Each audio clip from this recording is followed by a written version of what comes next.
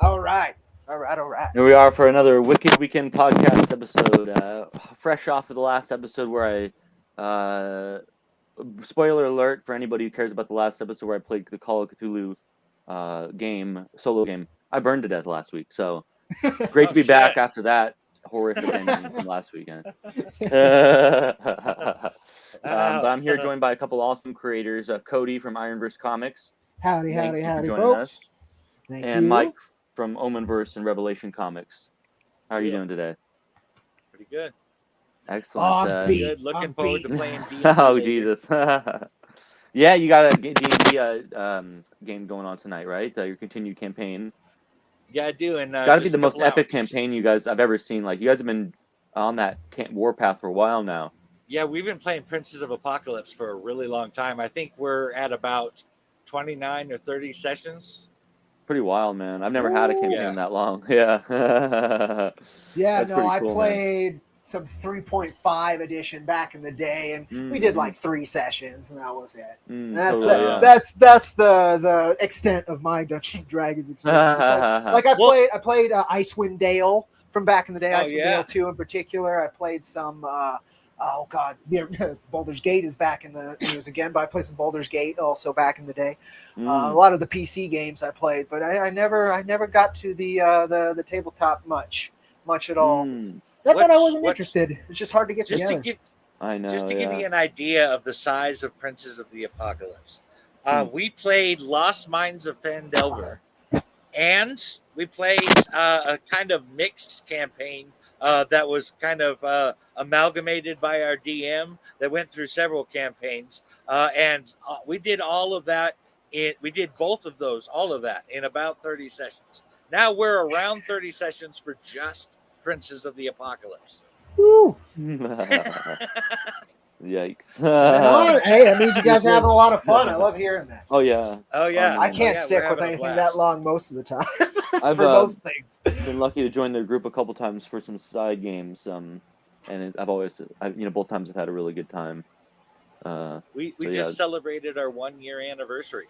Oh, wow. Recently. Oh, there you go. That's awesome, man. That's a lot of sessions in 1 year too. That's pretty impressive. Every Sunday, save for just a couple of times. That's cool that you can get a group together that's dedicated and consistent too, because that was always the hard part for me, was the consistency, and just like Cody said, getting people together is often difficult. I think that what has helped with at least with my group specifically, it really was just kind of happenstance that it happened, but all of us just really mesh well and we play well together. That we have a chemistry that just doesn't happen very often. True, that is a good point, man. And which makes me excited because we're going to be starting a campaign in our Call of Cthulhu pretty soon here, and I've only ever run a campaign in Call of Cthulhu one time before, and we got about halfway through, and then the group kind of dissolved. We never got to finish, and I just got left unresolved with everything. It was kind of a bummer in a way. So it would be nice to actually finish a campaign. We still got to finish making the characters and stuff. Do we have the side game? You mean? Do we know when we're gonna do that? I don't even know how much is left, but no, I thought you guys. I think you and Steve are done. All right. Did you get a hold of Eric by any chance? He hit me up at not till like 9:00 at night, so it was like a little late to start work on a character. Well, so what happened with the mute thing on there? I kept unmuting it, and he was talking to someone, so it looked like he was just busy, which was kind of odd. Well, that'll be really fun in the middle of a game, let me tell you. Oh yeah, that's for sure. Oh, sorry, I got something. Someone's knocking on the door. Bye. By the way, so you guys you were discussing before we started the show. You were talking about your love of metal music and a bunch of different stuff like that. Yes, and it made me want to ask, how did you guys get into metal music? Because I don't really have that avenue with that, so I'm curious. Well, I'm happy to go first. Yeah, I'm happy to. Yeah. So I was a kid. I grew up. So my dad had me when he was 52. So he's an older guy, but he was from the hippie generation. So Fleetwood Mac, Grateful Dead, Rolling Stones, a whole bunch of the classic rock and roll, right? That was my basis that I heard growing up. My mom was into similar things, but she was a baby boomer, so she loved the Beatles, she loved David Bowie, she loved oh god, Debbie Harry, Blondie. Just loved a lot of those kind of folks. Madonna, even right in the '80s. So I had a good mix there, but in my God, it must be 13. No, even younger. What, 10? Must have been like 10. My uncle was working on our greenhouse when we had that, and he left his Master of Puppets CD in the radio, and I discovered it, turned it on. I was like, what the F is this? And I just it was completely more driven than I had ever really heard musically. Like, I enjoyed the stuff I was around, but nothing really like hit that the same. And so that started my love. And then it took a while. That was the only CD I had like that. And then later on, I was taken by a record store, and I picked out a Sabbath album, and I picked out a Iron Maiden VHS tape. And that Iron Maiden VHS tape got me to play the bass. And Iron Maiden do you mean the first album? The self-titled album? No. This was a VHS tape, so it was I think it was titled From There to Eternity. It was like a compilation of their music videos up to that point. So that puts you around Fear of the Dark, I think. Yes. Adrian Smith hadn't come back yet, but Yannick was part of it, right? So I watched that so much, and then my buddy wanted to start a band, and he started introducing me. He's my oldest friend. Folks may see me retweet his work. Laguna Munta's his band now, but nice. His dad was into music. He had a local band, and so he was into guitar and singing, songwriting. He was always very good at those and able to do that frontman experience, which I'm always impressed with. Takes a lot. And so like that avenue, and we decided we started feeling that out. So he introduced me to Judas Priest after seeing Iron Maiden. He introduced me to Megadeth. He introduced me to a lot of other variations of metal that I didn't know, and I fell in love with Judas Priest. I adore Judas Priest. And so we gelled on there, and so that's what we did for a while. Is we tried from like when we were 13 to 17, 18-ish, about into high school to break in as a local band. And we played, 10, 15, 20 shows within about that time. Some of them larger than others. A bunch of good stories out of those shows. But, I learned how to play the bass. I fell in love with the bass because of Cliff Burton from Metallica and because of Steve Harris from Iron Maiden. That's just what I wanted to do. Exactly. And so from there, that's always been part of me since that music, and that's the root is that something about the drive and the aggression and the messaging of those eras of metal I really resonated with. And now, of course, I've heard a lot of different things.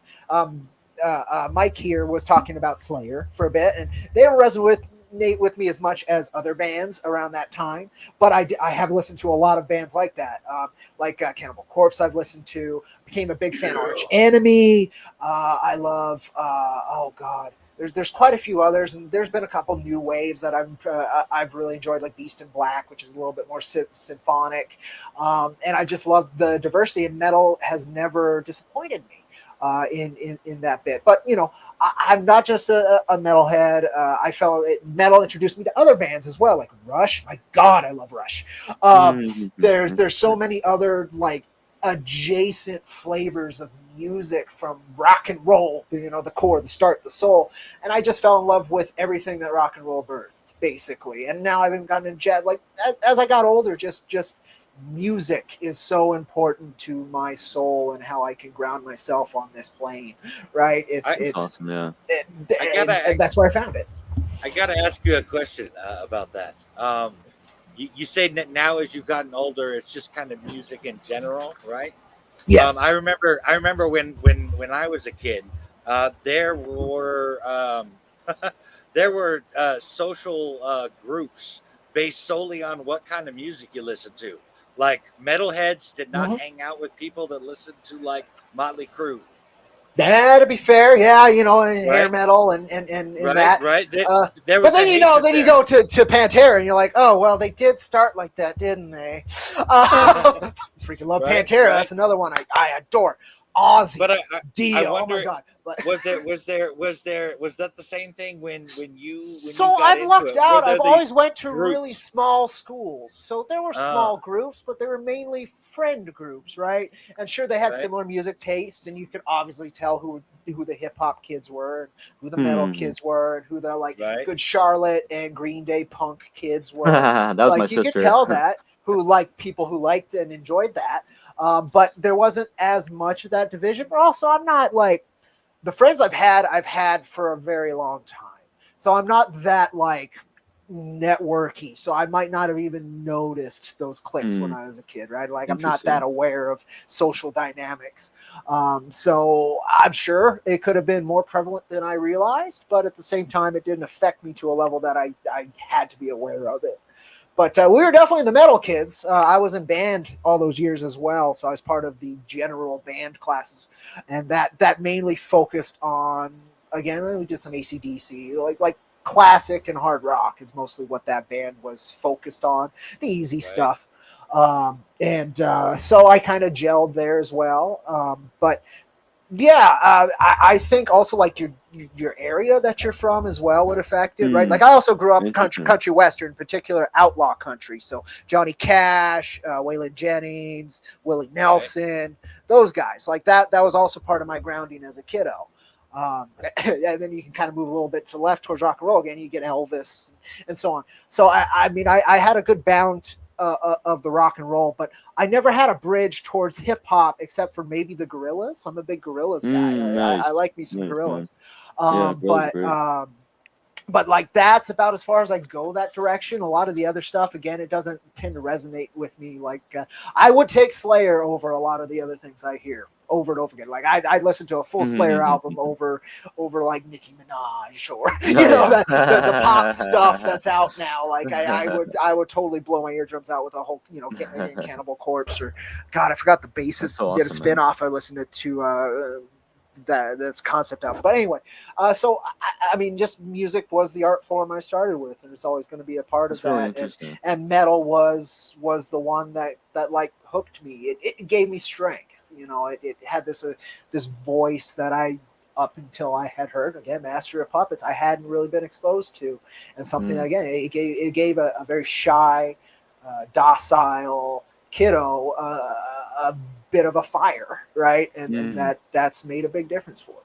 Oh wow, that's cool, man. That's really interesting to hear that story. Sounds very personal journey there with your metal.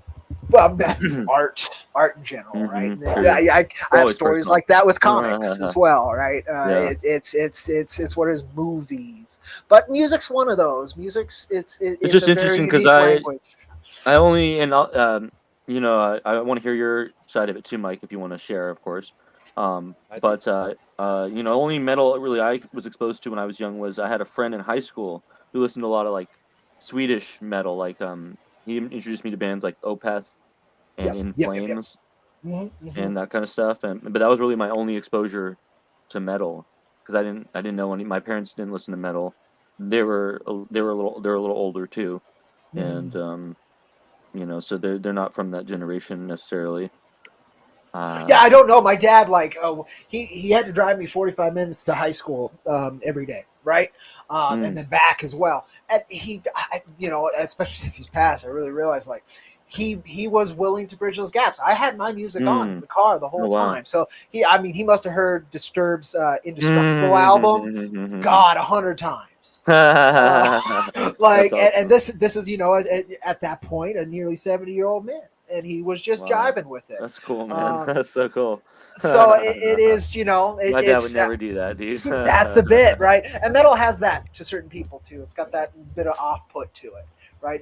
And just like gangster, hardcore rap, especially like 90s, real heavy, again, angrier stuff. That's also given a lot of strength to people. I'm sure that has some off-put to some folks too. Right, like a lot of people, they're just like not wired to listen to that, and that's totally fine. But for me, it did a good. My dad recently told me that one of his favorite bands is now Slayer, and I even tried to drop some Cannibal Corpse on him. Like, well, there's this one song by Cannibal Corpse. He's like, "Oh yeah, I know all about Cannibal Corpse." And I'm like, my jaw hit the floor. I'm like, "What?" Yeah. But That's no, funny, man. I had a. My dad and mom really only allowed me to listen to their music growing up. So I got very familiar with a lot of 60s and 70s stuff. And I mean, it really that's where my roots are. But I got to say, my first taste of metal was from Led Zeppelin. Okay, fair. Okay. And then, I mean, after that, my uncle Scott left some tapes over at our house, and I snuck them into my room, and I first listened to Iron Maiden's first album right there. And you know, and I'm like, oh my god, I love this. This is way better than the crap I've been listening to. Yeah. I was just, I mean, don't get me wrong. I have a lot of respect, and I really like a lot of music from the 60s and 70s. But it's just, I don't know. I had a thing with wanting to find my music, you know what I mean? It was the same thing with like Star Trek. You know what I mean? The original series was all my dad's thing. I wanted my own Star Trek, and I didn't get that until the Next Generation. You know what I mean? So it was stuff like that. I wanted my own, and when I first heard metal, I'm like, this is my stuff. This is what I want to be listening to, and I was just seeking it out from there on in. Yeah. My dad was also a pastor, and so I was very rebellious when I was young, and I just totally went satanic. Yeah, let's do that. I just dove right into it. So you know, some of the first ones I really loved were like Slayer and Merciful Fate, these kinds of bands. Oh, Merciful Fate. Right. So I mean, my tastes were a little jaded, I guess, maybe, but I mean, really, I feel like I've been listening to metal for a fair chunk of my life since I left home. I got very little taste of it, the kind of metal I wanted. You know, I really loved that British metal sound when I listened to the Iron Maiden's first album there, and I was blown away by Number of the Beast. As far as I'm concerned, Iron Maiden really starts with Number of the Beast. But that's just my. I'm not a big D'Anio fan either. I love Dickinson, but nonetheless, I played that song a lot on Guitar Hero, I believe, if I'm not mistaken. I wouldn't be surprised. Yeah, it was indeed on there. But yeah, and then of course Metallica came along. I heard Metallica. I instantly fell in love with Metallica. Yeah. You know, but I mean, I think when I really became a hardcore metal fan was the first time I heard Countdown to Extinction. It's a great album. Megadeth is so underrated. It's all out of being pissed off at Metallica, and I love it. Yeah. Made a career out of it. I love it. I will go one more and say this. I don't think thrash metal would be what it was without Dave Mustaine. Oh, not even close. And on a technical level, I mean, they are most often the most technically proficient thrash metal band. They are just so much about playing the music and playing it well. And his riffs and his lyrics, I mean, he's been yelling at the government since the beginning. So you got to resonate with that a little bit. Most of the songs are that. But I'm very anti-authoritarian. So Dave's right up my alley. I particularly liked, you know, with thrash metal, you know, everybody was all into the shredding. You know what I mean? That was the big thing. You got to shred if you're being a guitar player. That's what you got to do. And, you know, but bands like Megadeth, you know, where's Slayer, for instance, is all about the shredding. Yes. But I'll be honest and say their solos are only okay because it's so shredding focused. You know what I mean? But with Megadeth, they played that hard thrash sound, but they seriously have good solos. They're melodic. He played melodic, and that's the big thing. They focus very heavy, and you got a lot of metal too. Like you got to get really used to the voice. And Dave's a very unique voice, both creatively and just as a vocalist. Very unique voice. But you know, a lot of people can gel with Hetfield because it's kind of neutral. Young Hetfield was a lot of anger. What was your first impression of Mustaine, voice wise? Of what? What was your first impression? Like when I first heard Countdown to Extinction, part of the thing I loved was Dave's voice. Was it the same for you? For me, like it was how the voice worked with the rest of the songwriting, right? So with how everything, like the voice of Megadeth, I loved. You take Dave out of all of that, he's not a great vocalist, but you put him in that, and it's just amazing. You take Hetfield out of Metallica, he could sing. It's not great, but he can sing. You know, and there's a couple of guys like that. Like, what's is it Tom Araya is Slayer's vocalist? I forgot his last name. I think. But I like him too. It's very unique. He's very yelly, right? He's more of a holler. Bruce Dickinson, he's a holler as well. So especially since I was focusing on it in terms of like an emulation thing when I was going through, because I was trying to, you know, we were emulating those bands. I mean, we covered a couple Judas Priest songs, and we covered a little bit of the Trooper, things like that. I feel sorry for your singers trying to cover Rob Halford. He could do it. As a kid, he worked his ass off to do it. Did he pull it off? When he was younger, he could absolutely. He's kind of angry now. He's like, well, I didn't keep it up, so I can't do it anymore. He's still an incredible vocalist, but he's gone more rock and roll. But when he was young, when he said that, I was like, well, even Rob Halford can't really do Rob Halford anymore. Don't worry about it. That was the bit, right? Like those unique voices really help keep it, and they're unique. They don't always have to be technically proficient. Rob Halford, incredible vocalist.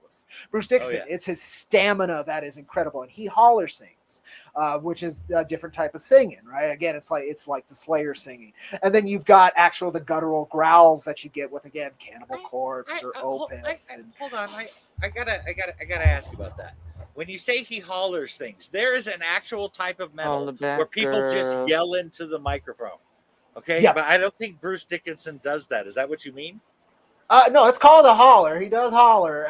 I'm not talking about like guttural, you know, again, the Cannibal Corpse kind of vibe or that kind of stuff, which there's a huge array of that flavor as well, like all different kinds. But no, it's his type of saying. It is hollering. If you see him live, that's what he's doing. It's still in key. It's not like Lemmy, right? Okay. But it is still a holler more than actual singing. Now it is still singing. He's still holding keys and tonality and all of that. Again, like Lemmy, he could sing before he went deaf, and then he's just like, fuck it, I'm just going to be doing what I do. So if you've never seen a Motorhead sound check, it is such an incredible shit show because nobody can hear anything and they keep asking to be turned up. Whoa. It's great. Right. It's so fun to watch. You got a bunch of Mozarts in the room all at once, you know. They act like it, but they were it was the Who that were the loudest band on earth, and then somebody else took it, and then Motorhead had it until I didn't even know that was like a highest decibels. The highest decibels. Yeah. Here's one for you. Huh. Best death metal singer. I have to go with Corpse Bride. With who? I don't have much death metal experience. The death metal, the current singer for Cannibal Corpse. Okay. Oh. For me, like again, death metal. That's not totally where I'm going. The death metal vocalist I've heard the most that is death metal is Brendan Small from Metalocalypse and Death Clock. Okay. I've listened to so much. I like Nathan Explosion. Yep, Nathan Explosion. Yep. That's probably Nathan like the one I've listened the most. Yeah, for Metalocalypse. Brendan Small. He's great. But he does a lot of Mad Max movies. It kind of sounds like it, but no, it's an Adult Swim show from a while back that was all about death metal culture. I always get to see the commercials and stuff for it, you know. Yeah, totally. Yeah. But he's done live shows now for a while. In fact, I think this summer he's touring with Baby Metal, which is kind of a funny lineup with Death Clock and Baby Metal. It's kind of interesting. Yeah. But so death metal, but he's super melodic with his songwriting. I think that's how I can jive with it. But in terms of like technical proficiency, I doubt he's the best. Not even close. I would guess Cannibal Corpse guy's got to be way better for like longevity. That's a hard way of singing. I don't think Will Ramos is just death metal, but he has a massive range of guttural singing that's just incredible to watch. And I forgot what band he's part of. He's incredible though, like the tonality you can get. Oh God, what's his name? I don't even know if that's death metal. Yeah, Slaughter to Prevail. Do you know them? I do not know them. Oh, they're Russian. They're in the vocalizations that he puts out are just insane. Yeah, look up Slaughter to Prevail sometime, and they're good for a watch. I don't know. Again, you might listen to more of them than I have, but like as like an expression of raw aggression in vocals and tonality and choices and their performance, he's outstanding what he can pull off. Slaughter to Prevail. I forgot his name. That's gonna bug me. It's something stupid like the guy from Five Finger Death Punch name is Victor Moody. It's something stupid like that. I can't remember the guy's name. That's interesting. So to answer your question, Mike, death metal is a lot like it sounds. It's very, very heavy, very distortion. The riffs are even a bit different. They tend to use like a series of notes and some chords rather than where like a lot of bands will just hammer on those power chords or whatever, right? Right. Okay. But there's also a deep guttural voice in the singing to it, whereas like there's also like black metal, which is mostly just anti-Christian. Yeah, that came out of the Swedish Norwegian area. Yeah. Where What it's would just really Opeth cold be considered, do you think? death. Opeth. Oh God, I don't know. That's probably the one I have the most experience with. I'm honestly, I think I've only heard like one Opeth song, and that was a long time ago. Opeth can do. I couldn't tell you. Yeah, so they like to interweave like regular vocals and Right. melodies in their work quite a bit. So some of it is definitely like they do hit the death kind of guttural bits. I don't know, like that's my thing too. Is like most bands you can throw into a category, but if they're good, they're their own category. Interesting. So actual singing mixed with the guttural death singing sounds more like black metal. There you go. Maybe they're not as depressing though. Like they're very fantasy oriented. Opeth, like they sing about fairies and elves and forests and ideas. Kind of more like Gojira. Right. Okay. Oh yeah. Yeah, My buddy Gojira. introduced. Oh, that's right. I forgot. My buddy was also into that. The guy who introduced me to Opeth. That makes sense. Opeth and Gojira. Yeah, that makes sense. They do go along. But the guy's name is Alex Terrible. That's the vocalist I'm talking about. Alex Terrible. So I was like, it's some goofy name like that. But they're deathcore.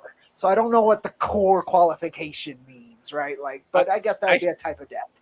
I still got to give the best frontman name to the Sex Pistols singer Johnny Rotten. That's really cool. Well, all of those guys, right? Is hell. Yeah, that's awesome. I like the bass player was Sid Vicious. I mean, how awesome is that? Yep. They did. They burnt out quick though, and so did the Ramones, though. Sadly. So that whole punk scene. It sounds like you had a kind of like.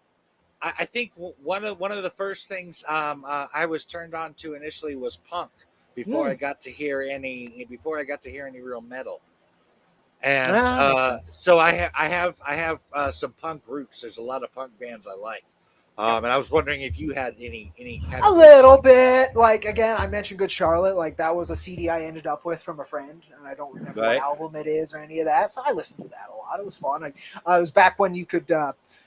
You could on the 360s. Well, I don't know. I haven't been on a console for a long time, but the original Xbox, it was like a big deal that I could like borrow somebody's CD and put it on my hard drive and then play it during San Andreas or whatever, right? And so there was a lot of that. So for me, like my mom loved Billy Idol. That was a big bridge for me for a lot of different like music types because he was very nice. poppy, but he would go rock and roll, and he'd lean. Him and Steve Stevens would lean a little bit more towards metal and punk here and there. So like that was a good bridge. Quick side note right here. I designed Michael Nero's look after Billy Idol. There you go. That's cool, man. I could see that. That makes sense. What was it? Constantine's off of Sting, right? Yeah, right. Yeah, that makes sense. So yeah, but yeah, in punk, like I've come to appreciate older punk a lot more now, especially from what it meant artistically to be that genre and to put out that kind of work at the time they were. Like I couldn't stand. So when we were talking about vocalists, like listening to Lemmy for the first time, like I could not get why people like Motorhead. I couldn't figure it out. And then I tried it again here just a year or two ago. So it was like, okay, well, I'm digging through all these different bands, and I really want to know like what makes these guys so foundational. And I just sat and listened to it, and I might have been a little bit more deaf now myself, so that might be helping. But after how loud things have been, but man, like just the raw, I respect it so much for the voice that he chose and leaned into and never compromised on. The different genres that they approached and did perfectly well, and the fact that they opened their shows by saying we're Motorhead and we play rock and roll. They never wanted to change the genre. They played. They have a song that sounds like Proto Death Clock. They have some death metal sound and shit. They have very punky, poppy stuff. They have some, especially when he first came out of Hawkwind at the beginning, he has some very kind of psychedelic sound and shit. Like the amount of ground that he covered with a voice that really didn't change much and was never really amazing, but was super unique. Oh my God, it's just so inspiring. I always thought that Lemmy's voice, because it was like unrefined, it was just raw aggression. Yes. It I thought his voice added a very punk attitude to Motorhead. Oh, they did, and he loved it. Again, they have a song called "The Ramones" after CC died and all of that. Like they played punk. Yeah. He got along with the Sex Pistol folks. Like he bridged. They say Motorhead bridged the metalheads and the punk fans so that they didn't hate each other. Can you imagine getting along with Sid Vicious? Right. Well, it's Lemmy. Everybody got along with Lemmy. Fucking from Keith Richards to Dave Grohl. Everybody got along with Lemmy, which that's the other bit. Like, he was living rock and roll. Just crazy. Just crazy. Yeah. Nobody else pulled it off like him, but he also died alone. Not cool. Very like. And their whole, I mean, they were called Motorhead because they were meth heads. That was their big bit for all that time. And so you get the biker iconography with Lemmy, you get the Nazi iconography because that's all the origins of meth. You can't repeat that era, man. Like that's such a unique era. Like they were so authentically living their music, you know? Yes. And that was a big one. That's why they were so fucking deaf, is they refused to do to do anything about their hearing. So I mean that was a voice that turned me off the first time I heard it and made me never really want to pay attention to it again. Another very unique voice is Les Claypool. I love me some Primus. I am all about Primus, but I'm a bassist, so it's a little bit. But what he does with that instrument, oh my God! But his voice is so corny and fun and playful for metal. Like nobody sounds like Les either, and he can sing. It's just he's weird. That's what he made his bones as, being weird, and I really appreciate that. It's another really unique three-piece like that. You know what voice I was initially turned off by, and it was mostly because of other people that sang in punk, was Glenn Danzig. Oh, see, okay. The guy has a great voice and everything. I'm not saying that he doesn't. What I'm saying is when all the other punks I listened to, it's not a punk voice. No, not at all. And so when everybody's like, oh, Misfits, and I'm like, okay, I'll put it on and check it out. And it was like, I like the music, but initially when I first listened to it, the voice turned me off. No, it's not punky because he's like a real powerful bluesy vocalist, so you don't expect that. Yeah, no, but I fell in love with Glenn Danzig. And to move towards comics, I don't know if anybody's aware, but he during the Satanic Panic of the 90s, he put out a comic imprint called Verotic. And it is some of the wildest shit you'll see ever in print. And I really wish he would do it again. Really? That's interesting, man. He literally did it because of like the comics code stuff. He's like, well, we don't have to follow any of that. I want to make comics that they got to put in the back room with the porn. That's what I want to do. That's what he did, and it is some wild shit. I did a review on my YouTube channel. That's exactly what I thought, and for Danzig to do that. So I did a review of issue 1 of Sunglasses After Dark on my YouTube channel. If anybody's curious, it's the most I think it's the most viewed of my comic reviews. And really? I need to look for more erotic comics. I really want to read more because it's just there's a unique voice again. If we're talking about art and voices, like what they did with those comics was super unique, and for the time it was literally, again, very punk. It was just a middle finger to the establishment saying, well, these are for kids, we gotta tone them down a little bit. And he's like, no. Another punk move. Want to hear another punk move? Johnny Rotten was contacted by the Rock and Roll Hall of Fame about putting the Sex Pistols in the Rock and Roll of Fame for Nevermind the Bullets. Guess what Johnny Rotten said? Fuck you, and hung up the phone. Yes, that's Johnny Rotten. Yeah, I'm not surprised, man. There's some authentic punk rockers that stuck around and just used their voice, and those are the kind of artists, whatever form of media they work in, that I really appreciate. I think they're the ones that create the most honestly from their heart, and that can draw their lines and somehow be able to succeed. That's the big one. A lot can find good compromises between their voice and what needs to be done for the business. It's very rare that you find someone who says fuck you to that end and still is able to maintain that end. Yeah. That's awesome. Oh man, it's honestly very too cool. bad that the Sex Pistols could not stay together longer. I mean, Nevermind the Bullets is straight up one of the best punk albums ever made. And but they didn't. There was no second album. There was just Sid Vicious and his stupid shit. I mean, God, just imagine if they could have stayed together, the music we could be listening to right now. It's true. But, a lot of them are like fire in the bottle. Again, like it sucked. The Ramones went down so quickly. And it's usually drugs, right? That breaks up the bands. Like it's almost always drugs, and particularly the real nasty ones. That's why it's so funny to me that Motorhead, like the thing that kept them together was the drugs. The other bit, but like but that's the thing. It's like Lemmy had a very straight line. Like, this is what I'll do. And it's usually heroin. Heroin kills somebody or makes somebody lazy and they don't do their job anymore. That's usually what kills the bands. And if I remember, I didn't Vicious overdose. If I remember correctly. Yes, you did. Again, yes, Nirvana. There's a lot of those things where like that shit got. Here's a big one, Nikki Sixx. Yeah. So there's that, right? And some can get through it. Motley Crue, they've quote unquote got through it here and there. But then there's Nikki Sixx straight up died, overdosed and died, not once but twice, and then went out to shoot up again. Yeah, and there's something about that, and so that's what usually ends those really passionate artists is that end. And I don't know if it's the record companies that introduce them to people who have that, and they become part of that culture, and then the weight of fame and money and all of this like just becomes too much, so you find your coping mechanisms and they choose a bad one. I think parallel to into like just from my perspective, I listen to a lot of hip hop music. Yeah. It seems like that's been happening a lot in the hip hop industry lately as well. Music industry, period.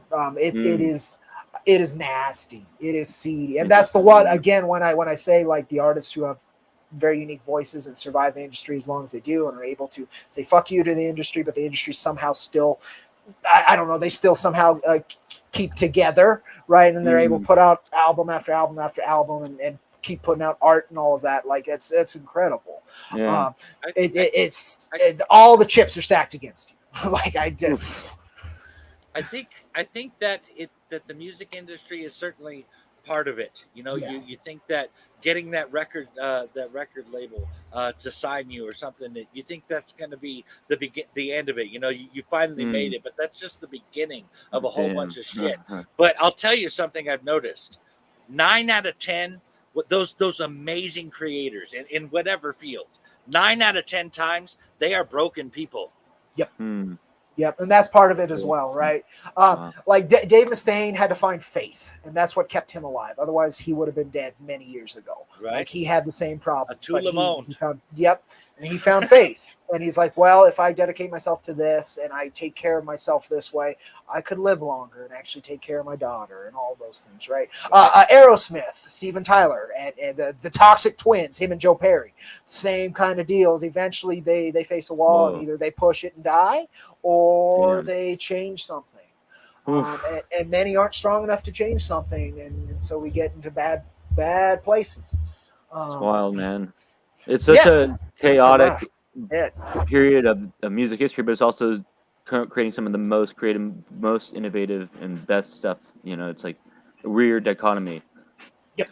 Well, it's I mean, the sell your soul to the devil, whether or not that's legit, which it's also a beautiful metaphor, because eventually you are dealing with the devil in one metaphorical sense or another in any kind of artistic medium. And again, when you can flip them off and still be able to make it, that's crazy to me.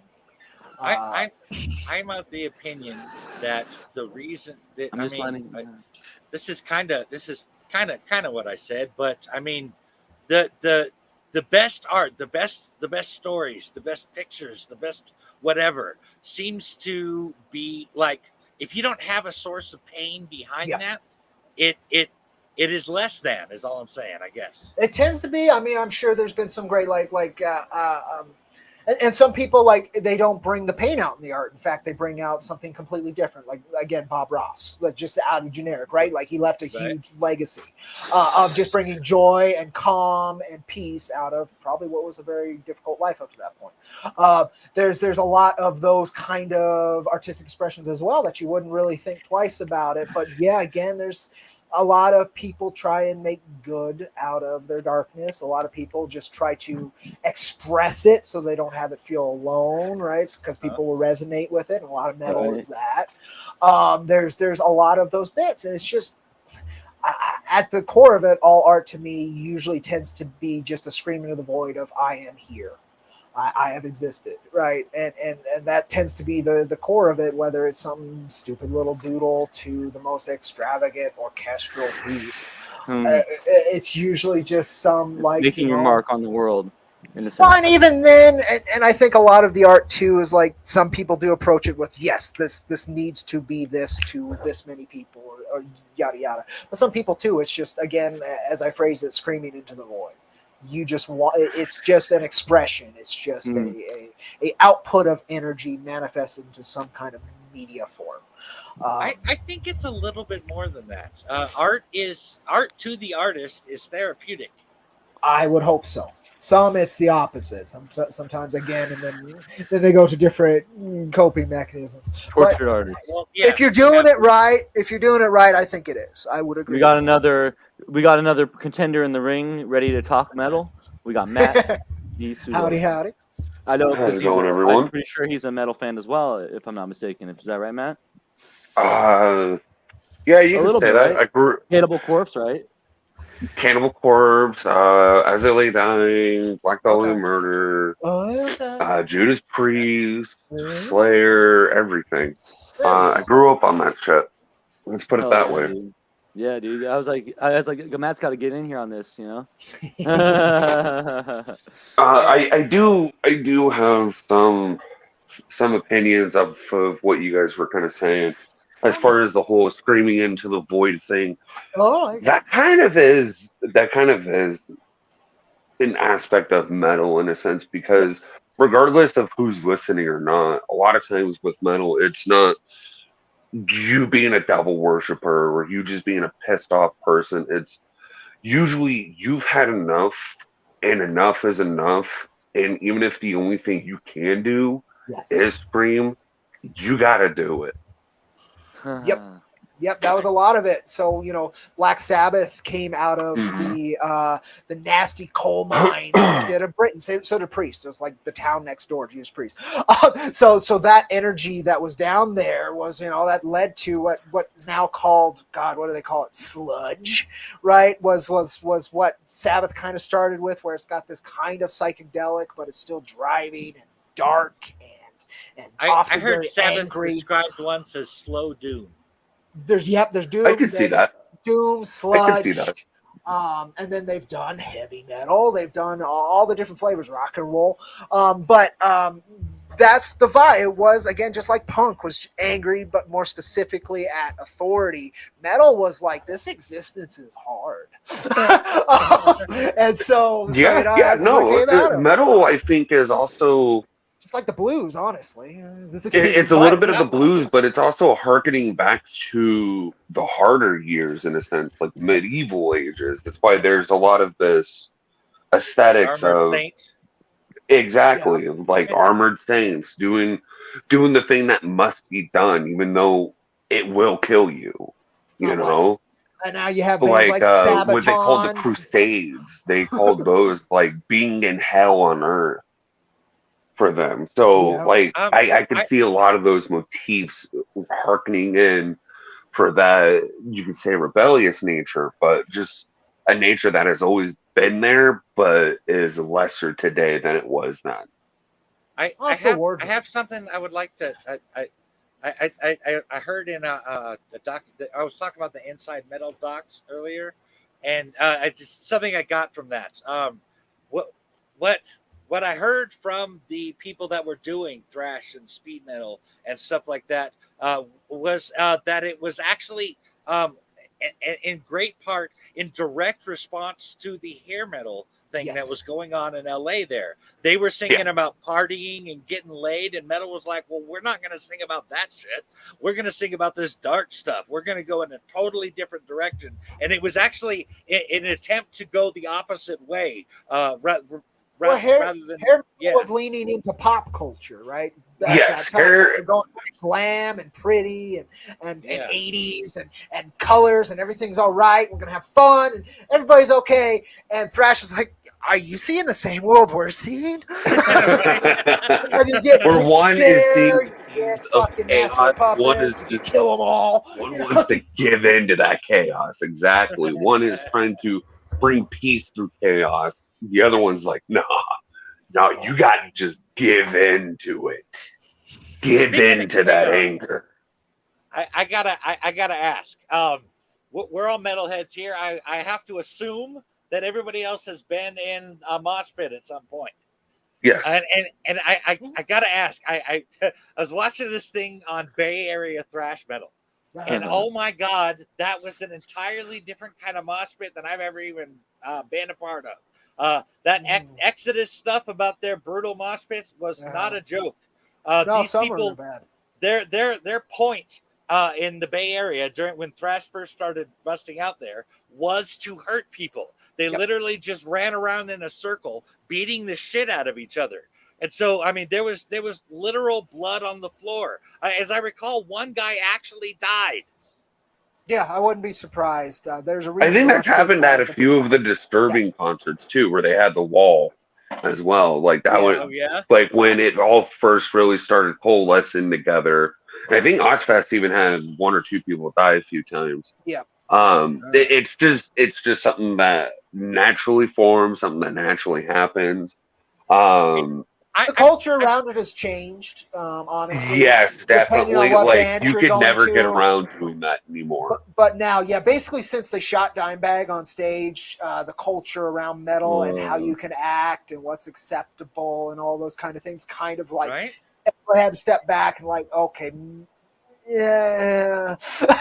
let's see what we can do. And so now you have some bands, especially like melodic death metal, where they'll actually tell you how to mosh right during it. They'll guide you, and there's a culture behind it. And there's like, this will form this way, so this is how you do it. And metalheads will spread that around. And so you have these ideas.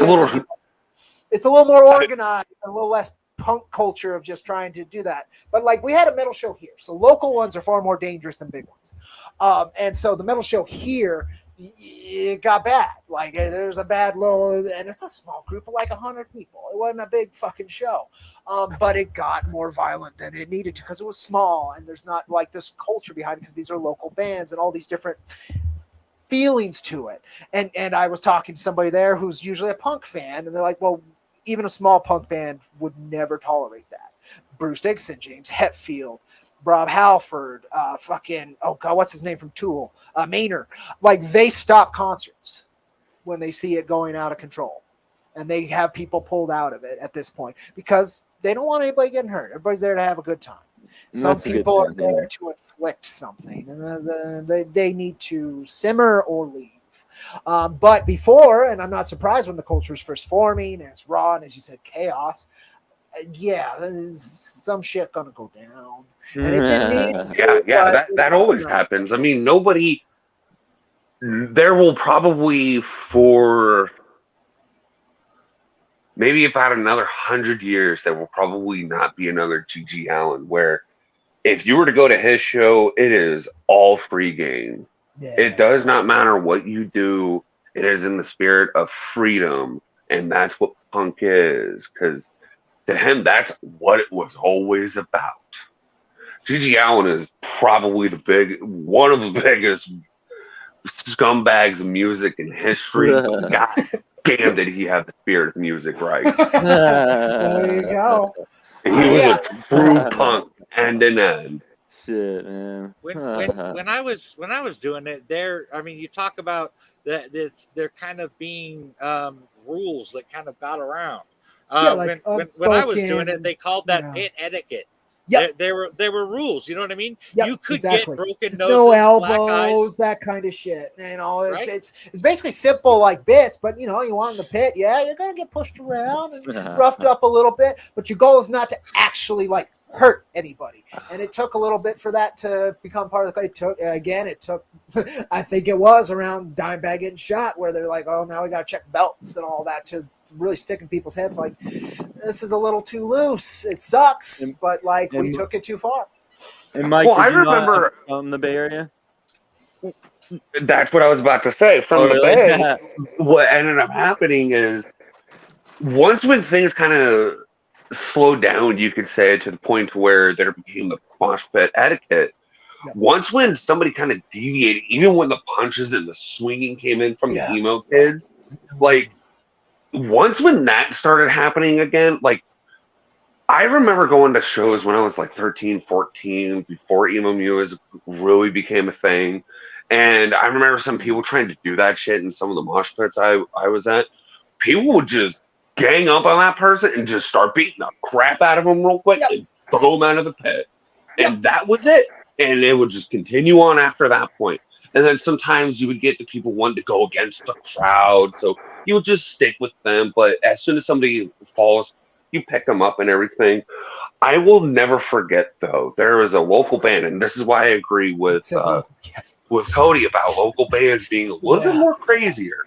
And I think it's probably because the fans are a little bit more enthusiastic for them because they're local bands, you know. Well, the authority isn't there either. You have, this guy from this local band saying something compared to, this Dave Mustaine saying something. Exactly. There's a little bit more personality to it that's closer to you because it's local. Yep. But what ended up happening is I remember seeing this guy in the mosh pit trying to fight people, and I think he was drunk. I think that was the whole thing, because even the band kind of stopped and said, hey, get this guy out of the building. I think he's trying to fight people. And coming from the band, like, people were like, wait, whoa. Because this band was a punk band that was trying to create the vibe of G.G. Allen, but they saw a legitimate problem with a drunk person trying to start fights in the mosh pit. And so what ended up happening is before they could kick him out, the guy ended up getting grabbed and thrown through the wall into the next place's building. So, because what it was that it was being done at a place that two buildings were separated just by drywall. And they ended up bringing him through the drywall. And they're like, all right, well, I guess that took care of that. And then just continued playing for another hour, and then I think after that, that's when the cops showed up and they had to shut it all down because of that. Yeah, that sounds about. So, that's the other thing about local bands; they usually don't have a bouncer or security. Yeah, there's no thugs there to out thug the ones in the crowd. Exactly, out thug the dumbasses in the crowd. Yeah. But yeah, I would say like here in the Bay, probably because we lean way more into. I don't know how to put it, but to me, it just seems we went from being rough and tough to where like a lot of like you can say gangsters, heavy metal people, even like honestly serial killers out here. Like we went from being one of the like toughest fucking states to now being the pansiest state. Well, I don't know about that. I would say it's just transformed. Like instead of mosh pits, now we have side shows. No. I'm saying for all of it. Like, sure, things are more violent here in California with certain things, but when you really want to break it down, their culture is not. The culture is not that violent anymore. So, true. A lot of mosh pits, like all the videos I see of like the shit going on over in the Bay Area or even down south, they aren't like what I grew up with. They aren't what I used to go to. There's heavy emphasis on being metal. There's more of an emphasis on keep everyone safe. Yep. And part of that, and I don't like that. I don't like that. Metal needs to represent some form of chaos. Lawsuit related, man. Well, that's part of it, right? It is money. So the other bit I would say is tickets have gone up. Bands are harder to go see, especially big ones. So when you're there, like it's an experience, and you're there to like focus on that more than just have a cultural outing in general. Yeah, when I went and saw Flair, there was the smallest mosh pit for them that I've ever seen, and I was like, okay, either the band is changing or the culture's changing. Either way, I don't like it. I mean, there's positives and negatives. I get it, and I think we still need those outlets, especially these days. We need aggressive outlets that are relatively controlled. Not like I don't put everybody in bubble wrap, but but that's just how it goes. As time goes on, we get gentler, which can be a really good thing. At the same time as letting some aspects that traditional aspects of being tough and being again, I write a cowboy comic, right? So the masculine, rough and tumble, that does get forgotten, and self-reliant. That's another big one. Is everybody's afraid of that because we're so interconnected. That's the other bit. You're going to get a picture taken of you if you had done something to somebody these days. Back in the day, it's very unlikely. You're probably going home and you're never seeing that person again. It's a general societal shift that we will be coming to terms with as it gets more and more intrusive, and I don't know how it's going to go. I mean, I agree that things will there are going to be a lot of sacrifices and exchanges in that, and not all of them will be good. But at the same time, it's it's a bowl in a china shop. It's you can't stop it. But so you watch it, and you figure out how you can exist in the same room as it. It's the best you can do. But nonetheless, it would be nice to see that in some ways. For me, like I never had that aggressive tendency when I'm at a concert for that. I'm paying attention to the band, I'm watching that, I'm enjoying that, I'm having fun with my friends, I'm sharing an experience. I was never the guy to jump in the mosh pit. It's just not something I wanted to do. Here's the thing, I will say, yes, I was not the person to live in the mosh pit either. I spent time in it, had fun with it, did my thing. As I got older, I kind of stopped it. However, I do see that even for like my friends and people like me kind of thing who grew up with more of those aggressive tendencies, in a sense, that was a place to settle that. That was a place to release it in a calm manner, in a sense. Like a lot of people who go in there, they're very aggressive. They come out they could be saints in a sense, like they'll protect you, they'll help you out, kind of thing. They aren't gonna just unload onto you. Whereas some people who never experience that shit, they will live in those aggressive tendencies because they don't know how to release it. In a Well, way, most of it I is kind of feel released that online these days. allowing those to happen is allowing people to learn to what is a good, in a sense, what's a good way to release those aggressions? What's a good way to relieve themselves of those aggressive tendencies? That's why I've always felt mosh pits is a good way to actually learn to do that. It's kind of like Honestly, it's MMA one or step boxing, to right? learning discipline. Right? I was saying it's kind of like MMA or boxing or something, or any kind of violent sport, or even football, really. Physical Really look at hard work. Yes. That's why I said manual it's labor. one step before learning discipline with it. It's that first step to learn it. Because you're trying to figure out a way to release those aggressions easily without trying to harm people, kind of thing. A mosh pit is a good beginner start for that. It, absolutely, and I would agree with that. I think it still happens enough. I think, yeah, it could. I don't know. Again, like I can't really judge. It's an interesting theory. I'll give you that. I think there are so many different outlets for it that we also don't explore. I mean, how adverse to like manual ditch digging kind of labor is the current generation, right? Like going out. I would have to say pretty high. I don't want to go dig a ditch. Exactly, right? I love manual labor. Repetitive manual labor it's meditative. It releases that strength. It makes you feel better afterwards. It releases dopamine. We have isolated ourselves to very small areas while connecting to everybody, and so that aggression is amplified and spread throughout this massive literal web, and it's a lot harder to deal with than just moving a shovel, but that would do a lot of good for a lot of people as well. I agree with that. Jogging, running. That's actually the thing. Boxing. Exactly. Like all those things are there, and it's what's difficult is getting people to recognize it and getting people to try it and getting them to be tenacious enough to find a form of it that they appeals to them, that is rewarding for them. Again, for me, I love hauling things, moving things, digging, all these different little things, playing with my dogs, all these different physical running, those physical things, that gets it out for me. And then of course the background of metal is a big one for me as well. So interesting. Doing it in a crowd is a different story. For me, mob mentality is not for you. Not something I really, it's not something I engage with. And sometimes it can be good. And in the mosh pit sense and in a well-functioning mosh pit is probably a real good thing for a lot of young men that need an ass kicking or need to kick an ass. Kind of like Fight Club, duh. Exactly. In those senses, yes, it's very, like you said, meditative.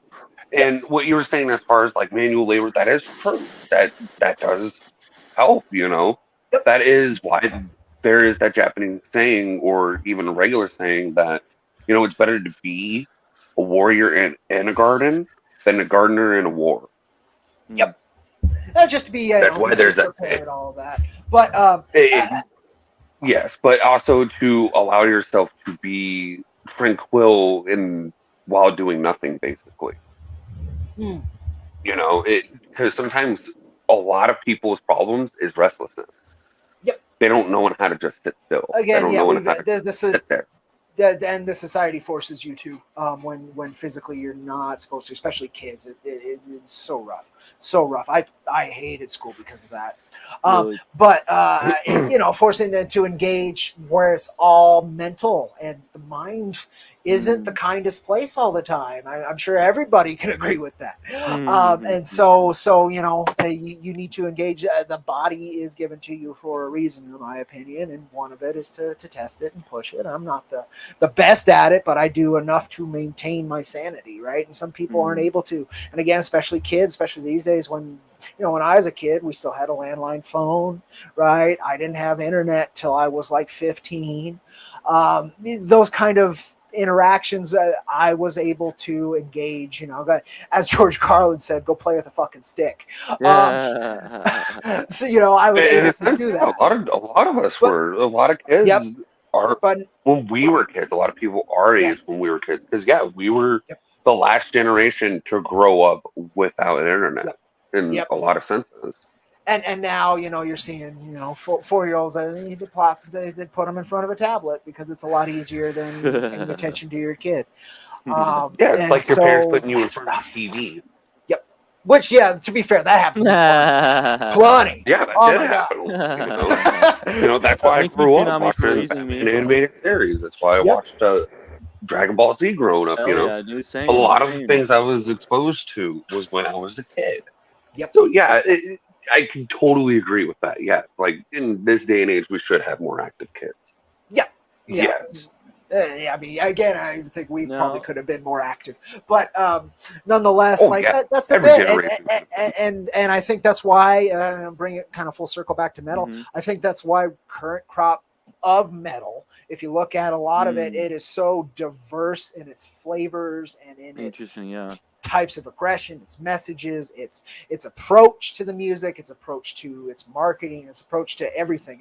The art flavor of metal is so diverse because so many people need those aggressive outlets, and there's niches and room for so many different fandoms to form, and it is just so wonderful to see.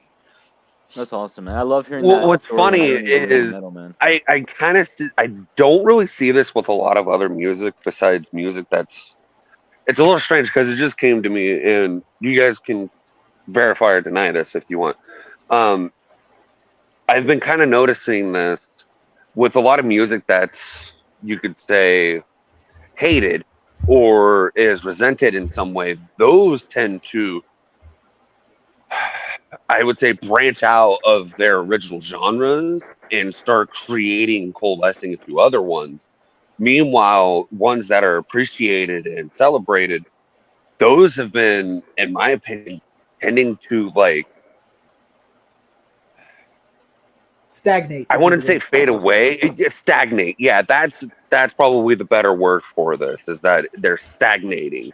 They don't have the same feel. They don't seem the same, but they aren't better. It's as if they're devolving rather than evolving like the other music genre. Well, when large amounts of money gets involved, things get safer. That's just how it goes with any industry. And I think that's what it is. The more safe it is, the worse it gets.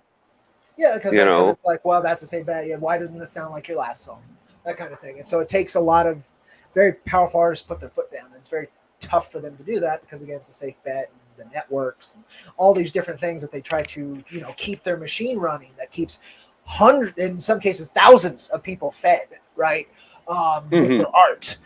So it's a hell of a responsibility. So I get that's, we were talking about deals, that's one of the deals, right? One of the deals with the devil is once you get to a certain point, you're supporting enough folks, like, how do I do this and stay true to myself and still be able to take care of all these people? And that's why I will say what anybody can say what they want. Metallica has kind of done the best that they could to be true artists while remaining safe. I will say that. Yeah, I mean, the last album I could take from them that I enjoyed was Death Magnetic, and I probably shouldn't have enjoyed that, but I did. Their current, oh my god, there wasn't a track on their current album I enjoyed, which sucks. I hate to say it, because I love Robert Trujillo in particular. He's a really good bassist. He's a sweet fella. He's been their bassist now the longest. He's actually kept them sane and together, which is, with those three, that's crazy to me. And he also that's because those three used to be addicts, and they used to egg each other on because they were addicts. So they got a lot of personal fucking history and probably a lot of things that need to be said that just haven't yet. Well, I mean, watch Some Kind of Monster and you get a percentage of what needed to be said. And it is, I can't believe they did a documentary. They shouldn't have filmed that. They should have just did it. They shouldn't have tried to make anybody. Not only that, to this day, I bet you part of them look at Lars and be like, you really shouldn't have fucking did that Napster bullshit. You really, really shouldn't have done that, man. He is Good their that you business did, guy. but you really shouldn't have. They have no business backbone without Lars, so he's gonna make some mistakes, and that was one of them. But he's why they're Metallica. He's why they have, they're the biggest metal band and one of the biggest bands to have ever existed. Oh yeah, no. Is Lars and his business. People can say what they want about Lars and everything, but Yeah, in all honesty, if they didn't kick out Dave Mustaine when they did, they probably wouldn't have got as big as they did. And Lars was Dave one of probably the would have died to heroin before Cliff Burton died in a bus crash. That's what I'm saying. Yeah. So in a way, it was a good thing because it helped out both of them. Yep. Because when you look at it, Metallica is the more famous band, but Megadeth is the true metal band. Oh my God! Again, it exists just out of spite of Metallica, and I love every second of it. And he knows it, and he put spite of Metallica and then the government. But there are times people have questioned Dave Mustaine, like, "Do you wish you could be back with Metallica?" He's like, I hate saying this, but yeah, I do. Like almost every day, I do. They were my friends, that's part of the reason. They were my friends.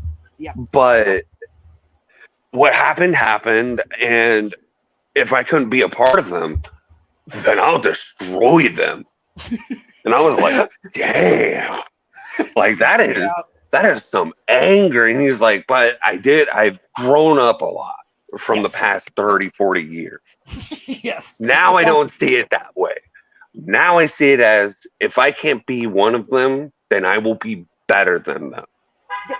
And in a lot of ways I am, but in a lot of ways where it kind of matters, I'm not. Yeah. Yeah. No, and again, I love the two distinct flavors, and I love them both very much. I'm more of a Megadeth fan, but Metallica will always, especially Cliff Burton era Metallica, will always mean a lot to me. But again, those artistic journeys, and there's so much nepotism in the industry as well. We're talking about these bands that work together, right? There's a lot of that where these musicians, guitarists, it stays within, and there's so many incredible artists who never really get a launching point because they whatever reason, they're not part of the circle. And that always bugs me. It's the same in comics. It's the same in art in any form, music, television, movies, all of that. You got to know the right person, and that's one of those cases. But it's art's rough, music is rough, but I certainly love the expressions, and my God, am I so inspired by so many of these incredible talents who have consistently brought their unique voice and somehow made it successful.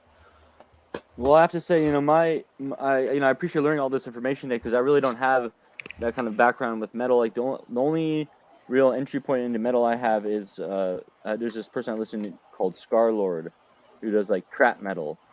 I'm not sure if you've heard of that kind of stuff, but it's kind of like a mix between rap and metal music. It's pretty cool.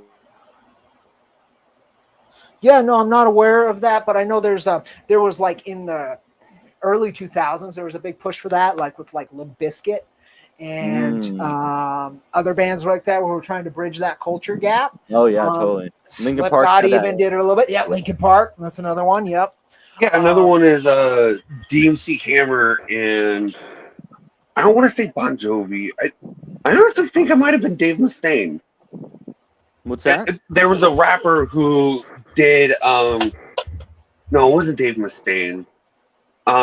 They did a song with a well-known metal group, and I can't remember it right now. I know, but I forgot who from NWO. One of them did they did a remix of "Walk This Way" from Aerosmith, right? That was a big deal. Yeah, classic rock and this new wave. See, we get along.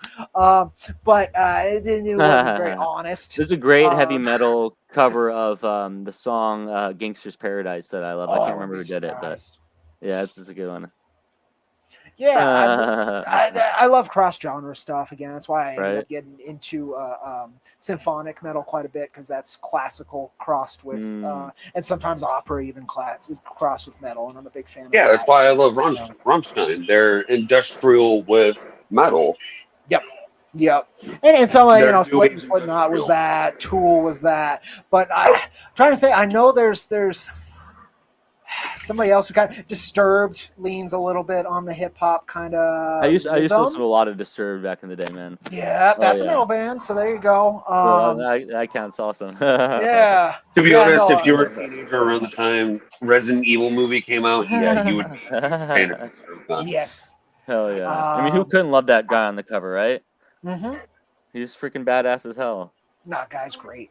Guy, Vic, Eddie. There's a couple of really excellent icons in metal as well, and I love that actually heavy metal had for. Oh man, so I'm gonna rant about Heavy Metal Magazine for a minute because it's really pissing me off. They're dead. Right, Heavy Metal Magazine is dead as far as we can tell. Oh, wow. They're not going to put out another issue. They leaned heavy into NFTs, all this fun stuff that just no. killed the brand. Oh no! But for about 4 years, when I started getting on the internet, they had a chance to do a crossover between 3 of the biggest metal icons: Iron Man's Eddie, Megadeth's Vic, and Disturbed's the Guy. Whoa! And they didn't do it. They put out the books. They didn't push for it. They didn't do. I mean, they had a chance to literally make heavy metal graphic novel crossover. And sure, it would have been a lot of schmoozing and like how the guy who would have to write that. My God, like if you could pull it off and make everybody happy, it would have been just one of the coolest things ever. But that's the thing, though. He wouldn't have been. That's the whole thing. He would not have been able to make them happy. I still would have liked to look at what I always think about is Coheed and Cambria, how they come out with comics. Yeah. There was a big during the pandemic where they couldn't tour. There was a bunch of artists who were like, "Oh, okay, we'll just put out comics. Comics are popular, right? Comic book movies are a big deal, so I'm sure comics are popular." So there was a lot of that. That I was like, "Well, it's cool. I'm glad Disturbed had a run, right?" Again, Megadeth, they sold their entire anthology through Heavy Metal, so their album anthology with an exclusive graphic novel, and that was the only way you could get it, is buy their entire discography. And that's like, oh, I would have bought that book in a second, but I can't afford your entire discography, which I already own, again, just to get the graphic novel. No, thank you. So that bugged me. So there's a lot of these little things that, like, heavy metal didn't need to die, and it really bothers me because, like, from a general perspective, like, that brand really meant a lot to me. What it brought to comics and all that. Why are you guys so gruff today? Sorry if you hear my dogs barking. They're not agreeing today. But it just bugs me, and I hope it could make some kind of comeback. But a lot of these smaller publishers that weren't even that small are dying, and it's hey, calm down. You know, it's bugging me, and that's the one that hurts the most. Valiant. If you look up who's actually publishing them now, who like license all the projects, and then you go to their website, it is an atrocious website that barely has any information. So it puts no like Man of War, Dr. Solar, all these really neat properties that they have, Dr. Mirage, fucking Turok, a lot of these kind of iconic brands that just whatever's been happening with smaller publishers and these actually established IPs, it worries the hell out of me. IDW has been having problems for a very long time. I'm always hearing they're going to die. They ain't dead yet, but I think that's the power of Teenage Mutant Ninja Turtles and Power Rangers alone. The thing is, with Valiant, I wonder if they put too much money into the live action stuff. Quite possible. Bloodshot was fine, but paying Vin Diesel probably wasn't. That's probably why, though. You know, yeah, I mean, a lot of people can say what they want, but like sometimes hiring a certain actor can make or break your film only because of the money logistics by itself. Wow. You know, like I forgot what movie it was, but they took a risk on a well-known actor for a not so well-known film. And they took the chance with the high actor and they said, fuck it, let's do it. And it ended up great. It ended up working really well. And if I'm not mistaken, it might have been John Wick.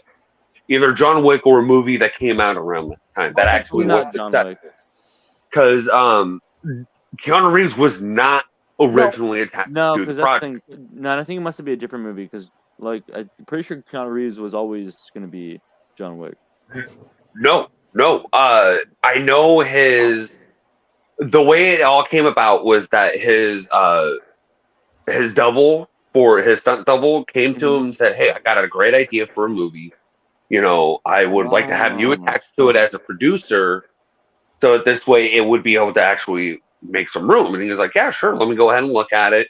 And Keanu Reeves didn't really see himself being in it because both of them were thinking that the character would be a little bit older. I could see that. They couldn't find anybody to do it. That was the problem. So Oh my God. Keanu Reeves went, "Fuck it, I'll do it. Fuck it, I'll just do it. I'm already attached to the project in this way. I might as well attach myself in this way." And the stunt guy ended up being the director as well, which is why all the film choreography came out really perfect, because that was something him and Keanu Reeves wanted to really focus on. Because it was harkening back to not just spaghetti westerns, but just that feeling you have with westerns, where a lot of times it's do or die. Also, like John Woo films were obviously a big. It's harkening back to those old school action films, that we don't really get anymore because they're more focused on either the political point that's going on or this overall theme that's going on. Where John Wick just says, "Fuck all that. You have this simple shit, and then all this action." Who doesn't like that? You can get behind him killing all these people. They killed his dog. They killed his fucking dog, man. So that's the emotional appeal right there. You already have the emotional appeal because most people love animals. So, and then they bring the dog back every time, and it gets better and better. Everyone, like the third one, is my favorite with the dogs, with all the two. I think they're two German shepherds, and they go to. To be honest, though, what the fuck happens to the other dogs? That's my question. Are they dying? No. Or is he just like releasing them? Like, here you go on, get out of here. I don't want another dog dying because of me. I think he gives them to people to look after, I believe, or something. Oh, okay. Yeah, I haven't done. Okay, yeah, I actually have the John Wicks to rewatch, so I haven't I think I've seen 1 and 2. No, not 4 yet. I have 4. I've seen 1 through 3. Okay. I've seen 1 through 3. Granted, 3 I saw on TV, so that one I take a lot of things with a grain of salt. So it's not the theatrical version or director's cut. So to me, that's the safe for TV version. So a lot of shit doesn't matter. And it's like, yeah, but you're cutting out a lot of the important shit so you can keep the action. So I don't trust you at all. So that's why I don't know what the fuck happens with the dogs. That was always a question I had from watching 1 through 3. I understand 1, he doesn't get one till the end, blah, blah, blah. But then what the fuck happens to it? And then what the fuck happens to the dog in 2? And then what the fuck happens to the dog in 3? There's all these dogs, and it's like he saves them, and then all right, peace out, dude. I don't need you, kind of thing. I hear in 4 that there's more use for the dogs, so that's kind of cool. Personally, I haven't seen it yet, so again, take what I say with a large grain of salt because I could be very well corrected if you've already seen it. But yeah, this kind of harkens back to what we were talking about with music and a lot of other things in general. Is that it seems like today the best game to play if you want to make that money and that cheddar and possibly even the influence is play it safe. And I think that's what IDW might be doing right now, is that they're trying to figure out a way to quote unquote play it safe. And that's why they might have hired Heather Antos, because they think she can be the one to help them play it safe. But from what I've seen with her history, it may not work so well. Star Trek's the other one they've got. So I don't know. I have less problem with Antos than a lot of people do. But I can say she's been attached to sinking ships, and they certainly. One of them has sunk. That's what I was about to bring up, is that she has a history of that. But I will always play a little bit of devil's advocate. Is she the reason for it? Or was it already sinking and they thought she could do a patchwork that would work and it didn't? That would be my guess in both cases, is that they're like, oh, well, this will work. But when you bring on extra help to shore up your sinking ship, and then the ship goes down, you blame them. Like, hey, you were supposed to tell me what happened. That's honestly my thought with that. With her, is that in a way is she's meant to. If it doesn't work, she's the scapegoat. Right? That would be it might be the guess as well, because she handles that relatively well and does publicity at the same time.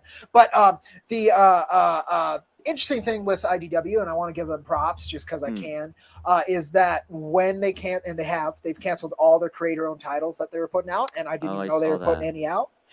So it's cool that they were doing it for first. Yeah. But the second thing is, when they canceled them, they did return like all the rights, which is nice. Yeah. That which I hope is cool because a lot of companies won't do. I really hope Scott Snyder continues the Dark Spaces, I think it's called. Oh, okay. Yeah, it's like an anthology horror kind of weird. Oh, you went with IDW for that? Oh. I thought he went to Image with it. No, because he already has a bunch of stuff. Oh, that's right. I forgot about that. He's already had a few with Image, so it's like, let's see how this one does. Exactly. Yep, and IDW, wants those bigger names. They can't always get them.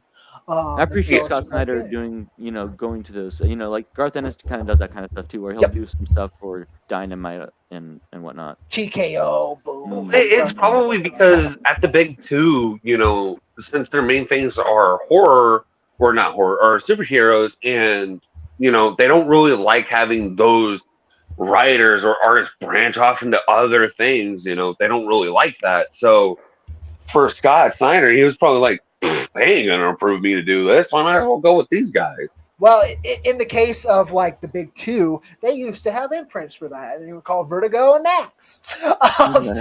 And they killed Vertigo. Well, to be fair, I forgot what's his name. Robbie Rodriguez killed Vertigo. Max, he came back. Garth Ennis came back to them 6 years after the Max imprint had been dead. And he's like, I've got this Punisher story. It's called Punisher Soviet. And they actually revived the Max label just for him to put out that one book. It had one print run. It is a super rare book. But Marvel, he had enough clout and the right connections to actually revive the Max emblem for Marvel. But since, and it's been, 4 years now, they haven't touched that again. That playing it safe bit. We're a big worldwide brand owned by Disney now. Can't do that. Though they did Savage Avengers, which had Conan and Punisher and these things. And apparently that was okay. David Propose is the writer. He did some Wolverine before that. And he seems to be a swell fellow. I'm always on the lookout for these folks who get up to that level and stay decent and still put out decent work. It does happen. A lot of, especially independent folks, will make you, want to say that none of it can be good. It's all slop. It's not true. I personally like Walden Wong's work for Deadpool. He's still an artist for Deadpool a lot of times in Marvel. He's one of my favorite artists with them still. Another one is Mark Brooks, I think. He's another artist that does a lot of or is it? Yeah, he does a lot of Miles Morales and a lot of Thor stuff. He's another great artist, in my opinion. Oh, there's incredible artists. It's usually the writers that get shit because they have to toe a line in one way or another that compromises their creative integrity. Or here's the thing, though. Here's the thing. You can't throw out the thought that they may believe in the line as well. Yeah, exactly. That's what I was saying. Yeah, or maybe what they want. But nonetheless, it's nice to see them be able to toe that. Now David Propose is doing the new Punisher series. Punisher looks a little sci-fi for me, but I didn't think they were going to do a Punisher series because they basically ruined him in this last one by making him a member of the Hand that gave up on his mission. Oh no! Basically, the opposite of everything you think Frank. It was the complete deconstruction of Frank Castle in the worst way. And I've heard people praise it because of that deconstruction. I'm like, yeah, but here's the thing: the Punisher is meant to be like a soldier. He's meant to be like somebody who will never compromise his ideal. Yep. He's meant to be a brutaler version of Captain America. Who's human. And that was the thing. People are afraid of Daredevil because he'll punch them out, and he's hardcore, right? Like Batman. Oh, Batman's hardcore. Yeah, no, he's not putting bullets in motherfuckers' head from a mile away. That's hardcore. And it says Batman's hardcore on other levels because he's able to go toe to toe with gods. More than just his prep time, it's his extreme ability to think quick and honestly. He's adaptable. Yeah, no. He is very adaptable. I love that about him. Frank is adaptable as well. My favorite issue of the Punisher, period, out of everything, and it's a single issue. The storyline's fine throughout the series that it's in, but the single issue is Rick Remender and Jerome Opeña. Jerome Opeña, I love that artist so much. But Rick Remender, and I don't tend to like Remender's stuff besides this issue. It's my favorite single issue of a comic ever. Is Dark Reign #1, Punisher Dark Reign #1, where he fights was a Sentry. To see Frank actually keep up with Marvel's level of a Superman is so fun. Seeing his adaptability and how he's able to pull it off, how Remender and Opeña pulled it off, the dynamic action, the movement, the gritty realism of a human standing up to what is basically a god. I just love that issue so much. The rest of the storyline, again, it's fine, but that single issue is I love it so much. But that's Frank to me is that where he, again, it's that uncompromising ideal. It may be in a human body, but it is still something more than human. It is something terrifying and something that the villains of the Marvel universe should be extremely terrified of. But because Frank pushes the line that if you fuck up in my eyes, I don't care who you are. You could be Captain America. Yep. I'm gonna come after you. Because you broke the line. Yep. You his went line somewhere. Isn't even like the law. It's his moral compass, which is so weird. And that's why I love that character. He's super flawed and is super definitive when he's done right. I really enjoy it. Here's one of the things that I did not like when it came to Punisher. And a lot of people, for some reason, gave the right of praise. I forgot who wrote it, but it was during the time when Captain America was part of Hydra. You know, that fake Captain America, and Punisher sees him, and he's like, "What? You gonna fight me?" He's like, "No, I got too much respect for you." To me, I was like, that doesn't sound like Punisher. So that already happened. So if we're talking about that, So the scene that's exactly like that, so you might be thinking of this, is in Civil War, the original Civil War run by Mark Miller, but it was part of Punisher's run, and I think it actually did make an appearance in the original Civil War graphic novel, or the series called Civil War. Frank works with Cap as part of the rebel bits, but he can't kill. That's the deal, right? You help me bring in this bit, and we'll still work all that. That's fine. And Frank's like, okay, I'll do that. And he gets hooked up with that. He plans their missions. He does all these things. In fact, he's who they send in to steal some important thing from Reed Richards that they need. I forgot what it was. But later on, these two lower level villains, it's not Stiltman and somebody else, but it's like that level of villain. It's like Stiltman. It's not a big villain, but they come in and they're talking to Cap, and they're trying to the superhero registry will be bad for us as well. So maybe we can we can work together. And Frank kicks open the door and submachines guns them both dead in front of Cap. Cap beats the living fuck out of him, and Frank refuses to fight back. And then Cap asks him, like, why aren't you fighting me? And Frank just, like, you see a memory of him in boot camp. And he's being trained by a Captain America lookalike. And what the flag means to him and what Captain America should mean to him. One of those, pillars of what it means to be an American. Why he went over to Vietnam and was willing to die.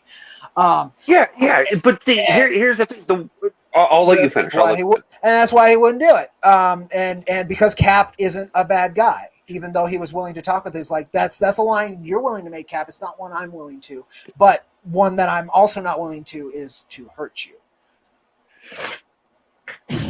Like I see it, but at the same time, I kind of feel that having Frank stand up for his ideals in the face of who he considered his hero would have been way more powerful than what the fuck happened. To me, he did that when he killed those two.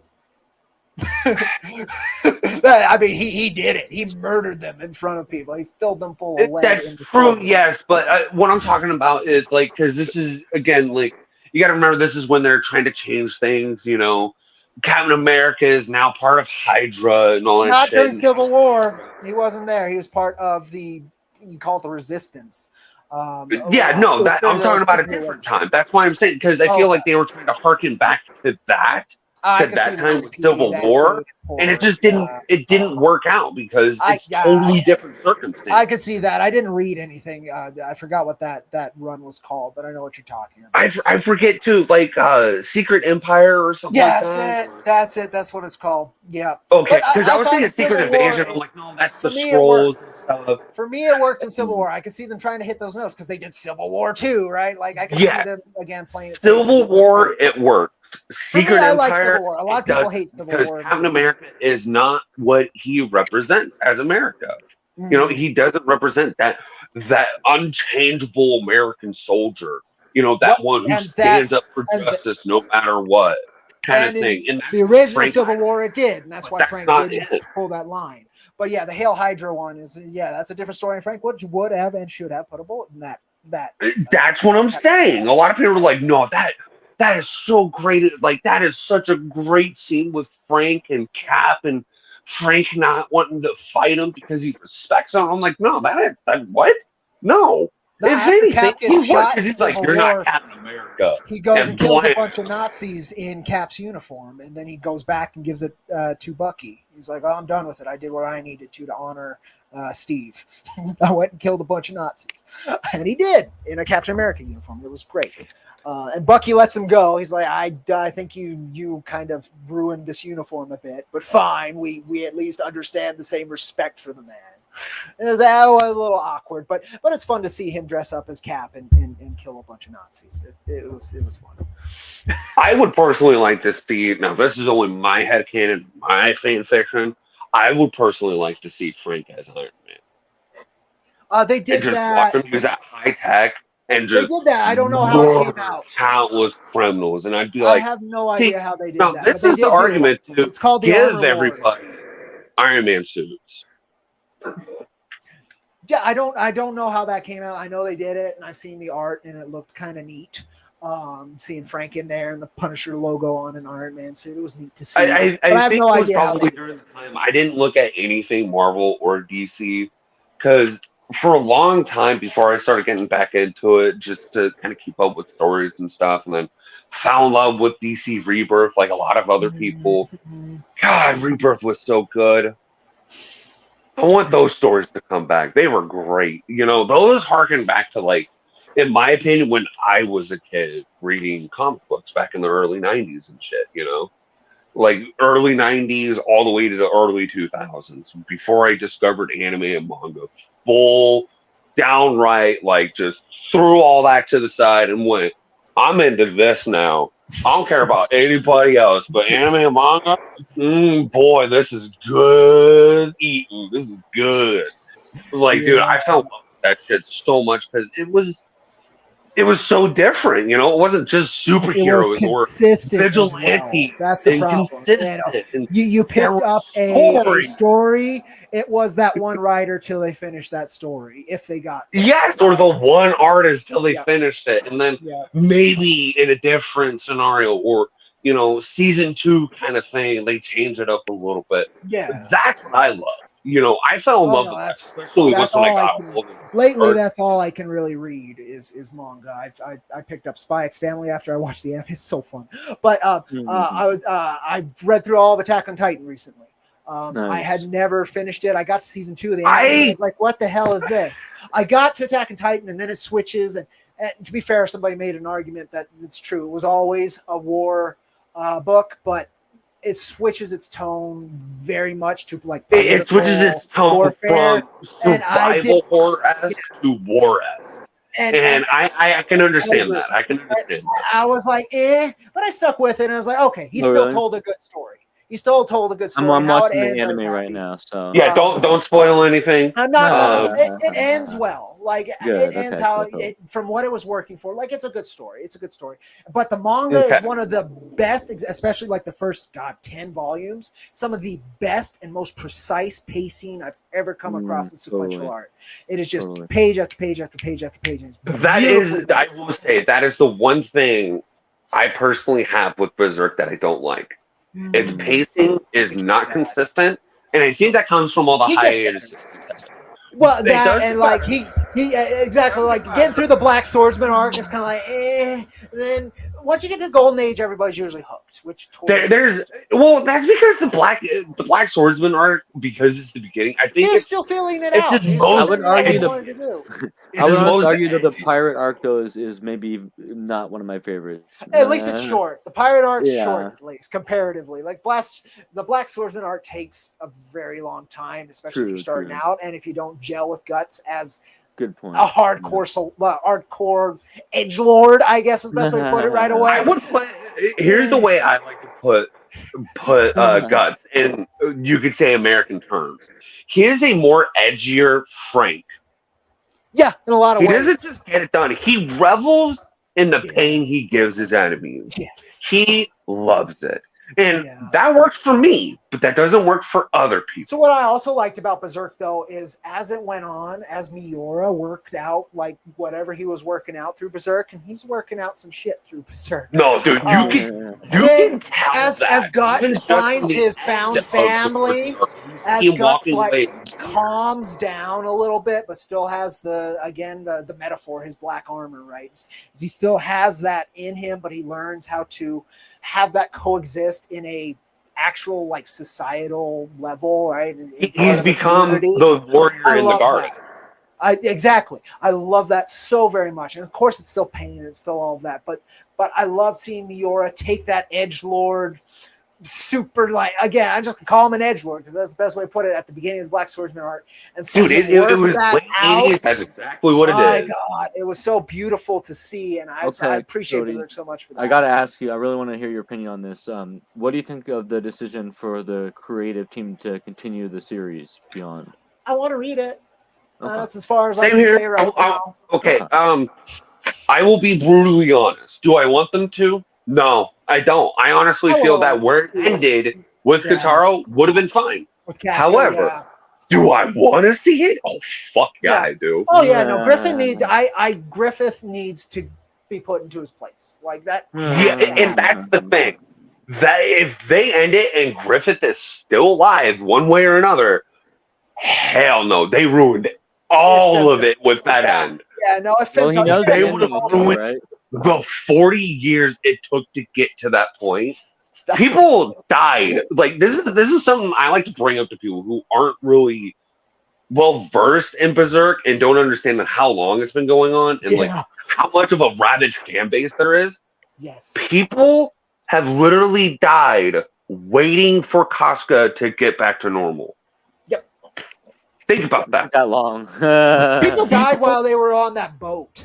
Exactly. That's the big People one. People died. Yep. When Guts was confronting Zod in the field of swords. Yeah. Because people were like, what the fuck's gonna happen? And of course, like tragedies happened, you know, this and that happened, which caused hiatuses and everything. And then I think he probably got, when he went on his like 5 to 6 year hiatus, I think that's when he got his diagnosis of cancer. Because if you think about it, because he was literally in the middle, like they talked about it. He was in the middle of a chapter and then just went on hiatus. Oh wow! For no reason, as far as they could tell. I think that's the reason why he got his diagnosis and said, "Fuck it, I'm going to live for a few years instead of work myself to death." Yep. And I mean, the work he was doing too. You go into Berserk, imagine. So we read the pages 30, 40 seconds at most. He spent hours and hours on a day rendering that horrific image, that high detail, that anger, whatever emotion he was throwing to the page. Horrible childhood.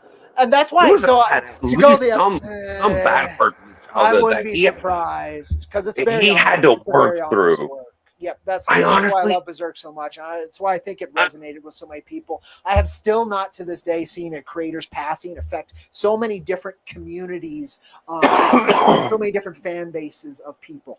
I'm gonna go out on a limb here. Miura is still just such a beautiful fucking hashtag. I loved seeing that. Oh yeah, dude, you can put that out every day of the year, and it will never get old for me. Yeah. I will probably say something extremely controversial right now. I think, because like we seem to kind of agree that Kataro Miura went through something pretty horrific during childhood.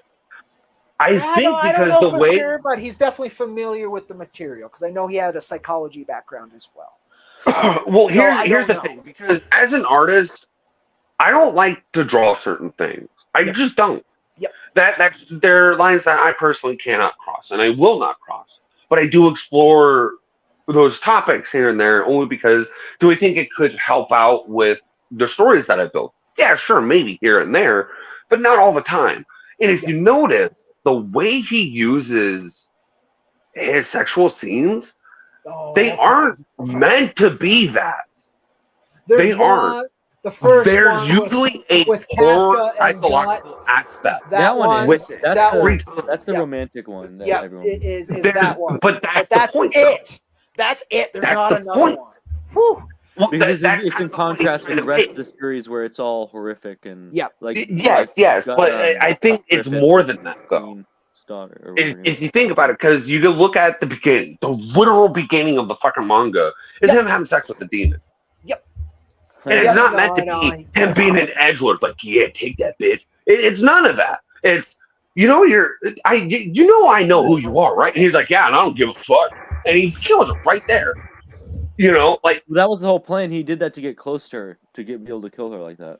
Yes, but there's also another psychologicalness to it, because if you think about it, Guts, he despises all of the apostles with a fucking passion. Like, here's the thing: he could grab every single one of them and send it to the moon. He'd do it in a heartbeat. So here's my thing though, is I'm not sure how planned out the story was as well at the Black Sword. In the beginning, I don't think it was very well planned out. I think he probably just had the first arc and that was That's it. what I'm saying. So I don't even know if the apostles were a thing in his mind yet. So I feel like I don't think so. I think demons were. That's the thing. Yeah, exactly. Again, so he was definitely being edgelord. I wouldn't. I mean, he was published in. Now when you get closer to more of you could see what happens with Casca when she was a child. You can see what happens to Guts himself. I mean, people don't like talking about that. Yep. Well, the fact that again, so it's the Golden Age arc where I think he found his voice, and part of that was, I mean, even Guts being found in a pile of corpses. That whole bit, he built it up. He found what he wanted to say, and that's probably was something very personal. I would agree with that. I think it's a very honest work, and that's why people resonate with it so much. But I'm going to contrast and switch it just a little bit. Sure. Oda. So he's been working his ass off consistently for 30 years, put out 1,050 or more chapters, right? Yeah. And he's done something fun, right? He knew how to keep it exciting and fun for him. And again, his ladies got hotter and hotter, that kind of bit. He had fun with it. Whereas Miura really was just deep in this muck and mire, and that I don't know if it's fun. I think Miura was but it's not. Probably wasn't healthy. I think Miura was exploring something. Like me as an artist, I'm exploring different ideas, and I'm exploring myself as I do art. The reason why do I do art in the first place? It helps me because I like to create things. I like to do things. I like to shape things with my hand. It's just I'm not a good molder, so. What's the next best thing for me? I might as well do some art. That's what I like. That it's therapeutic for me. It helps me. It helps release these thoughts out of my brain. But at the same time, I can, in a sense, safely explore those dark sides of myself. So I can see the evil within me and know it. So and I think that's what Miura was doing. He was exploring exactly what he was doing. So again, he had a psychology background. The main bits of how the background mechanics of Berserk work is Jungian philosophy. Yes. So Jungian throughout philosophy. There's also a ton of Marcus Aurelius with Stoicism and who is it? It's not you already said Carl Jung. He was the big one. That's Friedrich Nietzsche. That's it. Okay. Jung and Friedrich Nietzsche, because Jung got a lot of his and Nietzsche not in the pop culture sense, which has made him very, very depressing. and like world hating, which was not what Nietzsche was. He was like, well, look at this world, he find your was place in it. Yeah, exactly. And Jung did the same thing. He had the bit, if you can't face your shadow, you can't face your light. Jung was big on that. And so that's the massive bits that he was exploring in that. And he wanted to bring that to a pop culture level. And I think he succeeded in doing that for a lot of people in a very profound and honest way. That's why, again, Dr. Miura. It's for me, like, there's a lot of ways to do that. For me, and like why I'm such a big One Piece fan is what he chooses to explore. Sure, it's not as heavy as what Miura explored, but it's more sustainable, which I am very happy to get that 1,049 chapters, right? I would have loved that many of Berserk. But I don't think Berserk was a work that could have ever done that, whether a new team's doing it or not, because of what it is. Yeah, because what it is, it's just it's too much for any single person to bear, like Miura did, I think. But Battle Angel Alita, its thematic is the Thesean ship. How many parts of something can you replace before it's something new? And it explores that in psychology, it explores it in physicality with transhumanism. It does that with martial arts. It does it in every form that you can think of things that can change within a person. And for a person, that's what Battle Angel Alita explores. And it's very slow as well. And it's very grim and dark. It doesn't have the sex. I could see that. I could see that. Just like, that's its point. Sorry. No. But that's his point is, and that's like some of the essence of the cyberpunk genre. Societal level, they do it. The government level. I mean, he really, the mangaka for Battle Angel Alita, he's hit it in every level that he could figure out. And so that was his thesis. That's what he wanted to do. And then he put a cute, very likable young lady cyborg in it. And she's not young, but she looks young. I think he did that because it was also pointed towards teens and young adults. Yes, exactly. So not only is it something that can lighten up this dark world, it's also something that it's a smiling face for a battered world in the same sense too. It's somebody that, even though it's a battered world, you can trust this face. And I love that series as almost as much as Berserk. I think Berserk still resonates with me more, and how brave Miura was with I will say this. Out of all series, Berserk is my favorite. It's the only one that engages my mind on a level that no other creator has done, including Junji Ito. Or Junji Ito, not Jinjo. Junji Ito, his work is phenomenal. And you could tell that he's taking everyday senses and just putting it in a horrific sense. Because there are these certain aspects of humans, like his background, like what we were talking about with Kentaro Miura, having a psychology background in college. Ito went and fully became a dentist, and he never understood why people had this fear of dentistry until he started really looking at and thinking about it. And I think there's even a manga or an anime that was made based kind of with his influence, because he was really doing a lot of like horror stories now and everything, and he was getting his name known. And I think these either a company or this artist or writer, but it's the story of like this dentist and like people die in his chair, and it's part of like an anthology series, I believe. And what it is that people have like this fear of going to this doctor and this dentist, and he's like, oh no, everything's fine.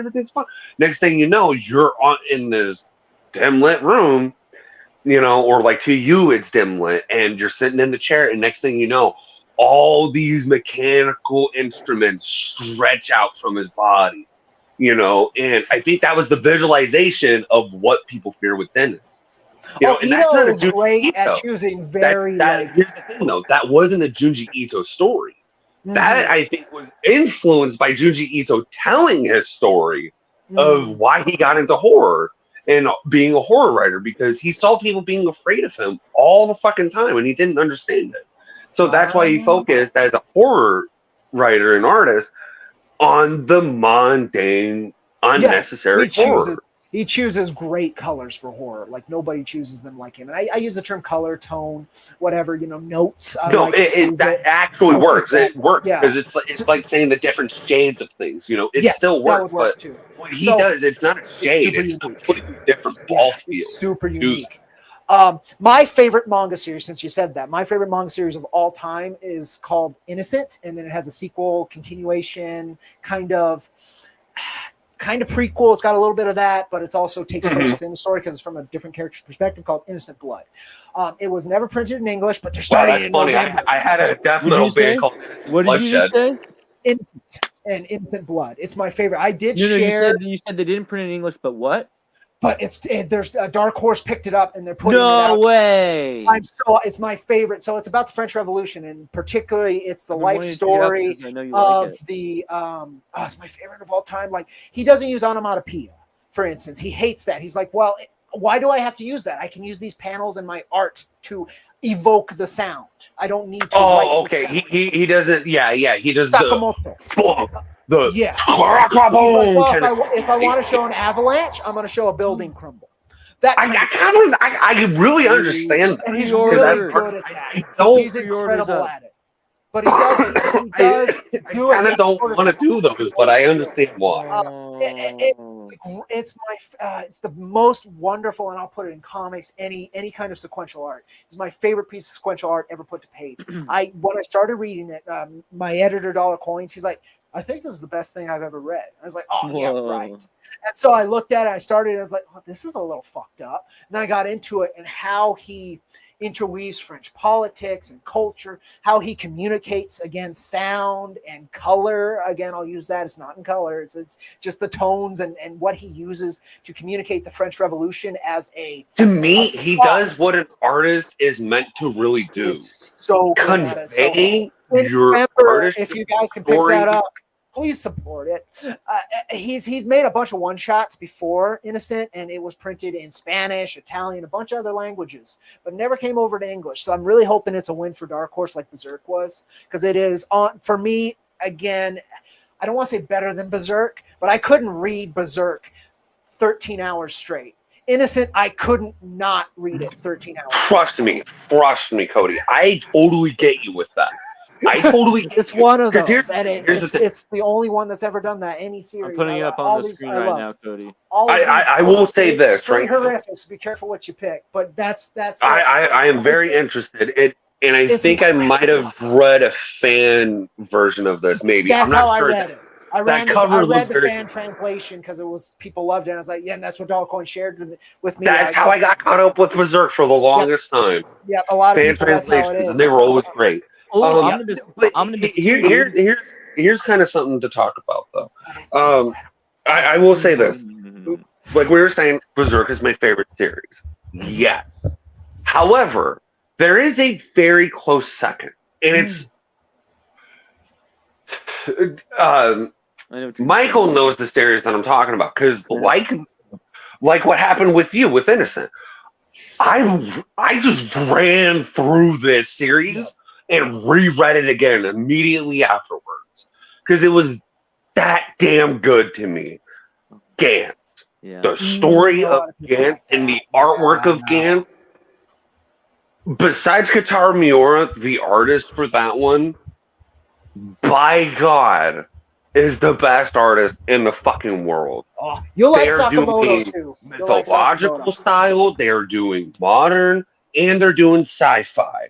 They are the greatest artists, in my opinion. The way that everything is translated, like if you just don't read, you could still get the gist of what's going on. Well, yeah, you can still understand that something's not right in the normal world, and these guys are taking care of that kind of thing. And then it turns into something that nobody expected, and then it takes a hard left turn to a spot no one would have thought of. Well, some people, but the way it ends is totally not what people would think. This is a story where your main character is totally a jackass. He is one of those main characters you don't like to begin with.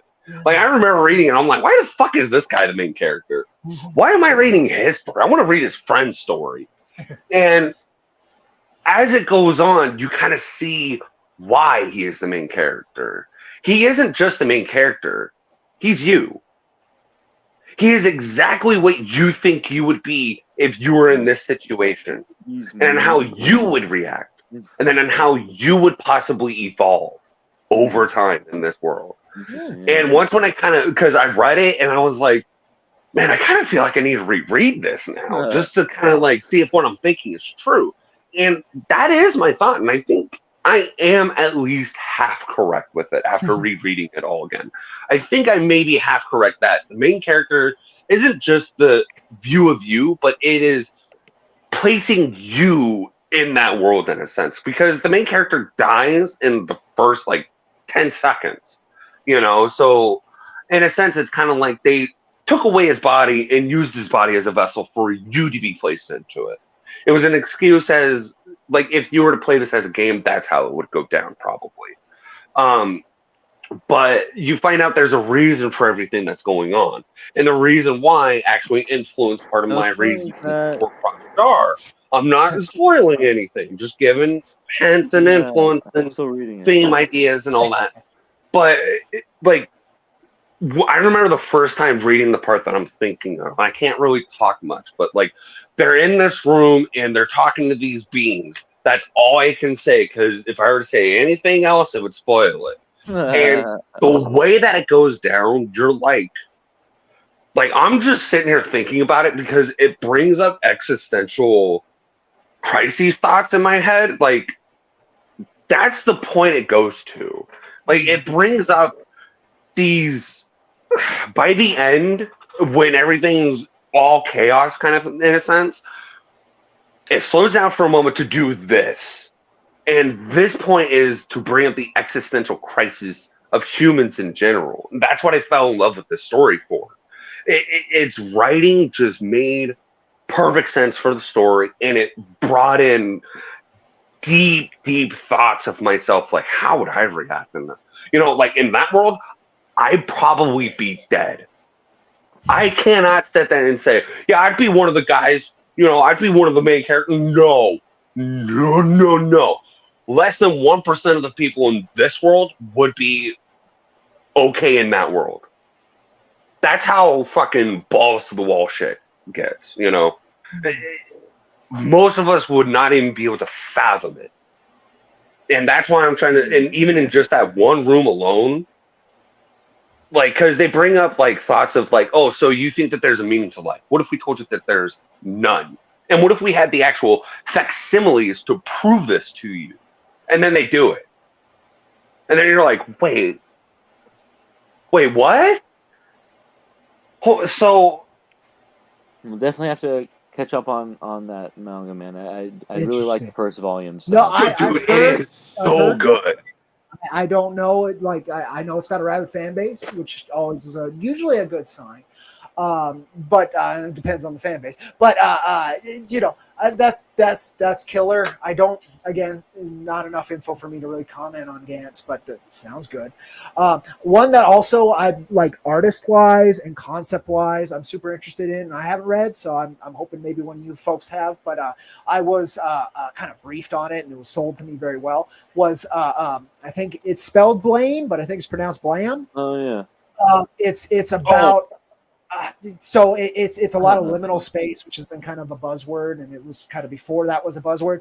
But it's basically a city that has been building itself for a very long time. I forgot how long it's been, but it's so large that it's also like it's consumed the moon, and humanity's been fractured and kind of just like all over it. The cultures have developed. I've heard of it. I haven't read it myself. It's a lot of like MC Escher kind of like cyberpunk MC Escher. Yeah, that's the whole thing. And it's just him out looking for anything, if I remember right, the main character. And it's just a lot of thought and visuals and like showing like the scale. And that's what his unique voice is. The way... I think the closest thing I can say to it is Promised Neverland or something like that. Where like it's liminal like spaces and like very minimal interaction with things. Yes, that's the but like it's it's the world building that's crazy with it. Like with Promised Neverland or whatever the fucking movie is. Like I didn't watch it because it pertains to children, but they're in a horrific situation, and I'm like, okay, that's just weird. But I'm not willing to just go ahead and watch children be fucking like. I know one creator friend who swears by it being his favorite of all time. I started the anime because that's a lot of times I'll touch base there just to kind of it's easier consumption. I don't have to buy a volume or whatever. It wasn't for me. There's a lot of that's not for me. And that's okay. That's okay exactly. To sit there. That is not for you. Or again, like when we talk about Berserk, that's not for a lot of people. Yeah, no. And the one you're talking about, I don't think that one is either because it is. When Promised Neverland or the one I'm thinking of, it's the visual viscera of these. Whereas I think with that one, it's the psychological visceralness of it. Yeah, people were like, "Holy crap!" Yeah, because it also pertains to. I think one of its main themes is not existentialism, but like loneliness. Yeah, and that's why it shows a lot of liminal spaces because that's what liminal space is it's a place that looks normal but there's nothing around. They refer to it as like a transitional space, a hallway, something going from one place to another, or what it goes on food forever. Court in the mall that's empty. Yes. Those are the more famous ones. With Innocent, and again, how he communicates things. So I'll just say one scene for it. It's about the probably the most prolific executioner in history. It was during the French Revolution. It's the guy who helped invent the guillotine, because how they were doing it before was so. It was a gig. To be the royal executioner was a familial gig. It has a certain energy to it. You're cursed, but you were also basically the best physicians because you dealt with corpses and all of that the most. You were paid good money. You were paid good money. Title. Yes, but you were also looked upon as cursed. Nobody wanted to touch you, or even if you got a look at those people, it was like, oh God, is something bad going to happen to me? And so it's a young man you start off with a young man who's being raised into that family, this guy, right? So that tries to get you in that boot and like a kid dealing with what this is. But there's one scene where it's his first execution. And so he's up there holding the sword and he's freaking the fuck out. He's crying like he don't want to kill this guy. And how it shows when he finally like, well, I have to uphold my family honor. I'm about to embarrass everybody, all this shit. Right. He slips in his own piss at one point because he's so fucking like freaked out, but he finally does it. And instead of visualizing like what it would look like, what he does is a pomegranate splitting open.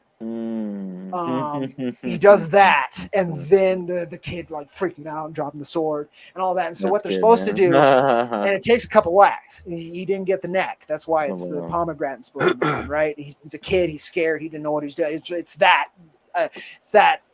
trial, that mark to manhood, whatever you want to call it. It's not a good one, but it was one of those. So his father comes up and scoops up the brain. You're supposed to hold up the head or whatever and say it's done. It's part of the ritual that allows it to be quote unquote justice, right? The ceremony of it. And it's just from that bit forward, that's like his introduction to it. It's him still wanting to be a good person, but this job being put upon him and him being the only one who can really do it and do it correctly. So you need to learn to do it correctly.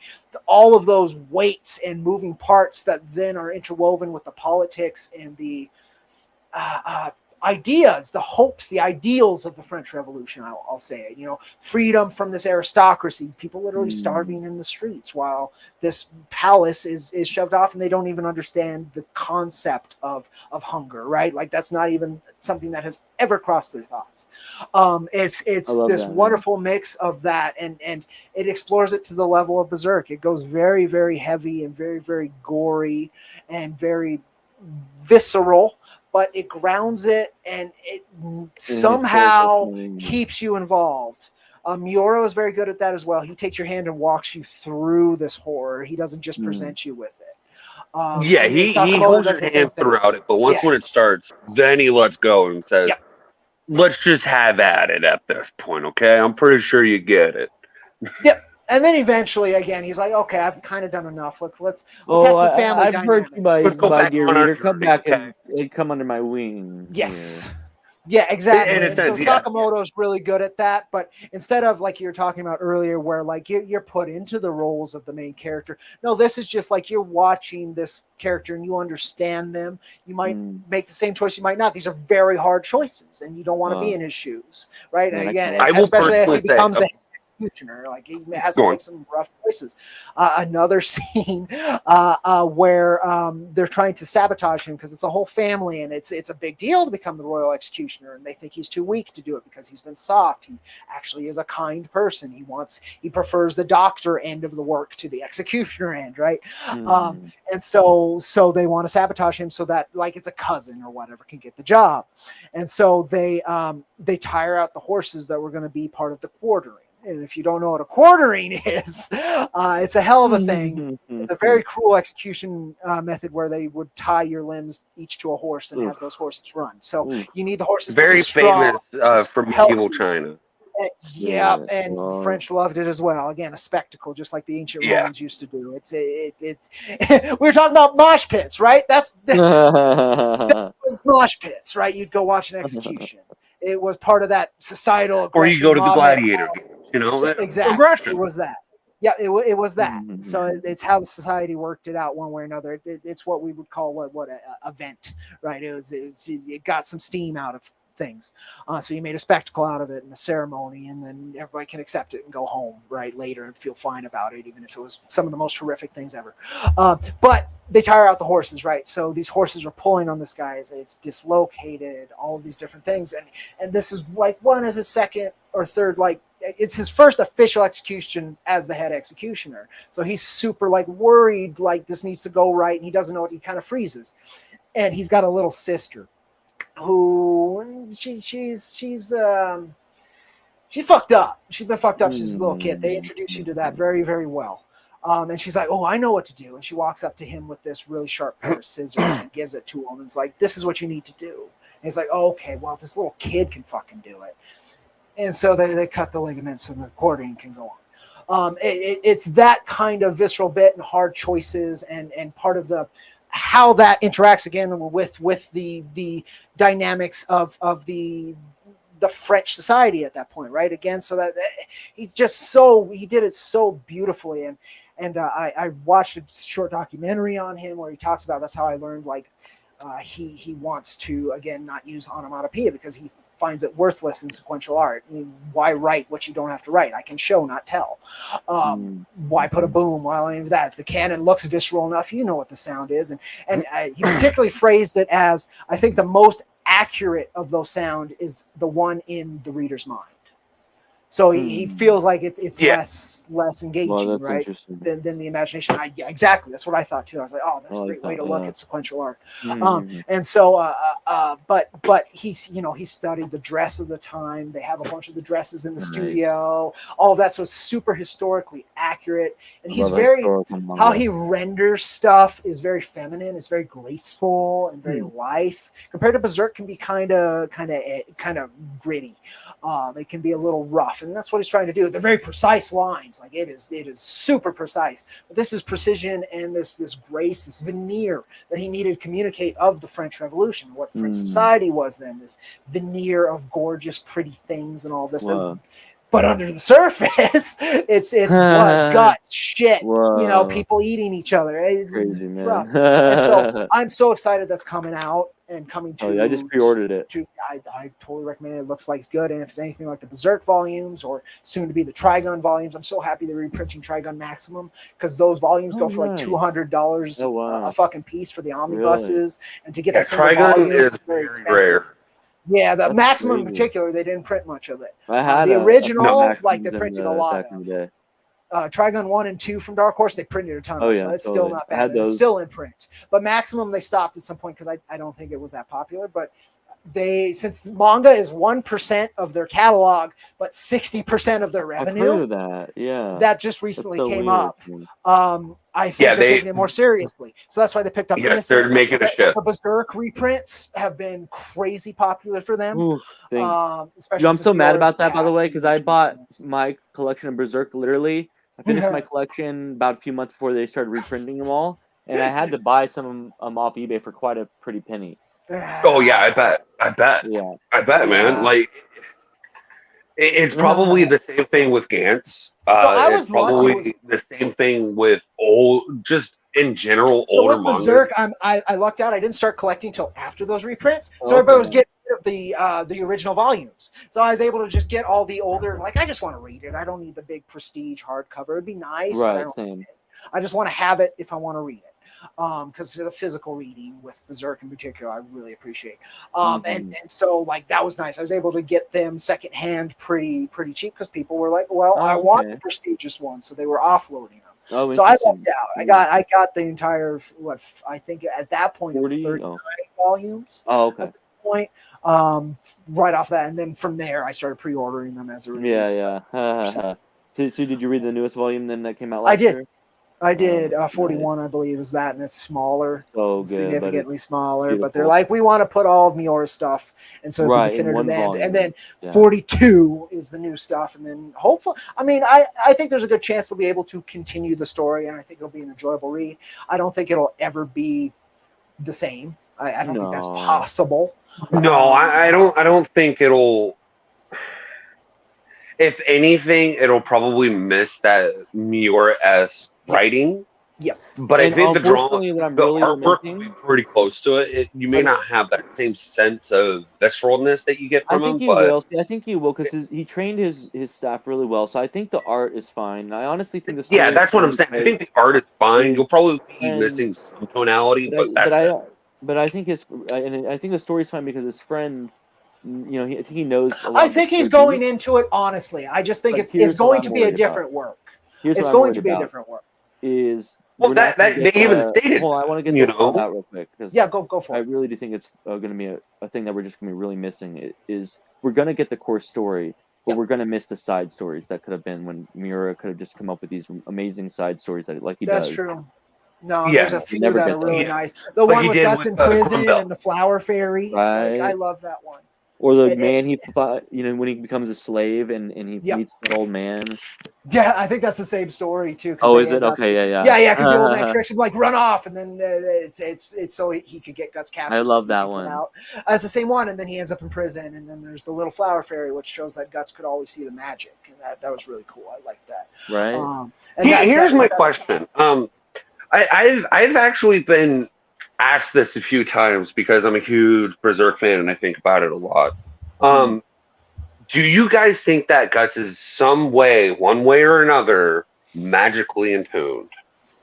Because they state that only those who can see magic can use magic. However, there are people who can see magic but cannot use magic. They're just magically attuned. So I can go back to Jungian philosophy on that. It depends on your definition of magic. So mine is the occult traditions, which are, again, we're talking about ceremony with innocent. That's one aspect of magic to me, is ceremony. There's many different versions of it, ritual. You'll see it throughout all cultures at different times, different versions. Even our own has quite a few. We call them like high school, things like that. But nonetheless, for me, magic is any of those aspects. And I very much think Guts has always been. He was born in corpses, right? He was found in corpses. Right there's an omen from the beginning, right? Like very beginning, it's an omen, and that's a very strong. Imagine.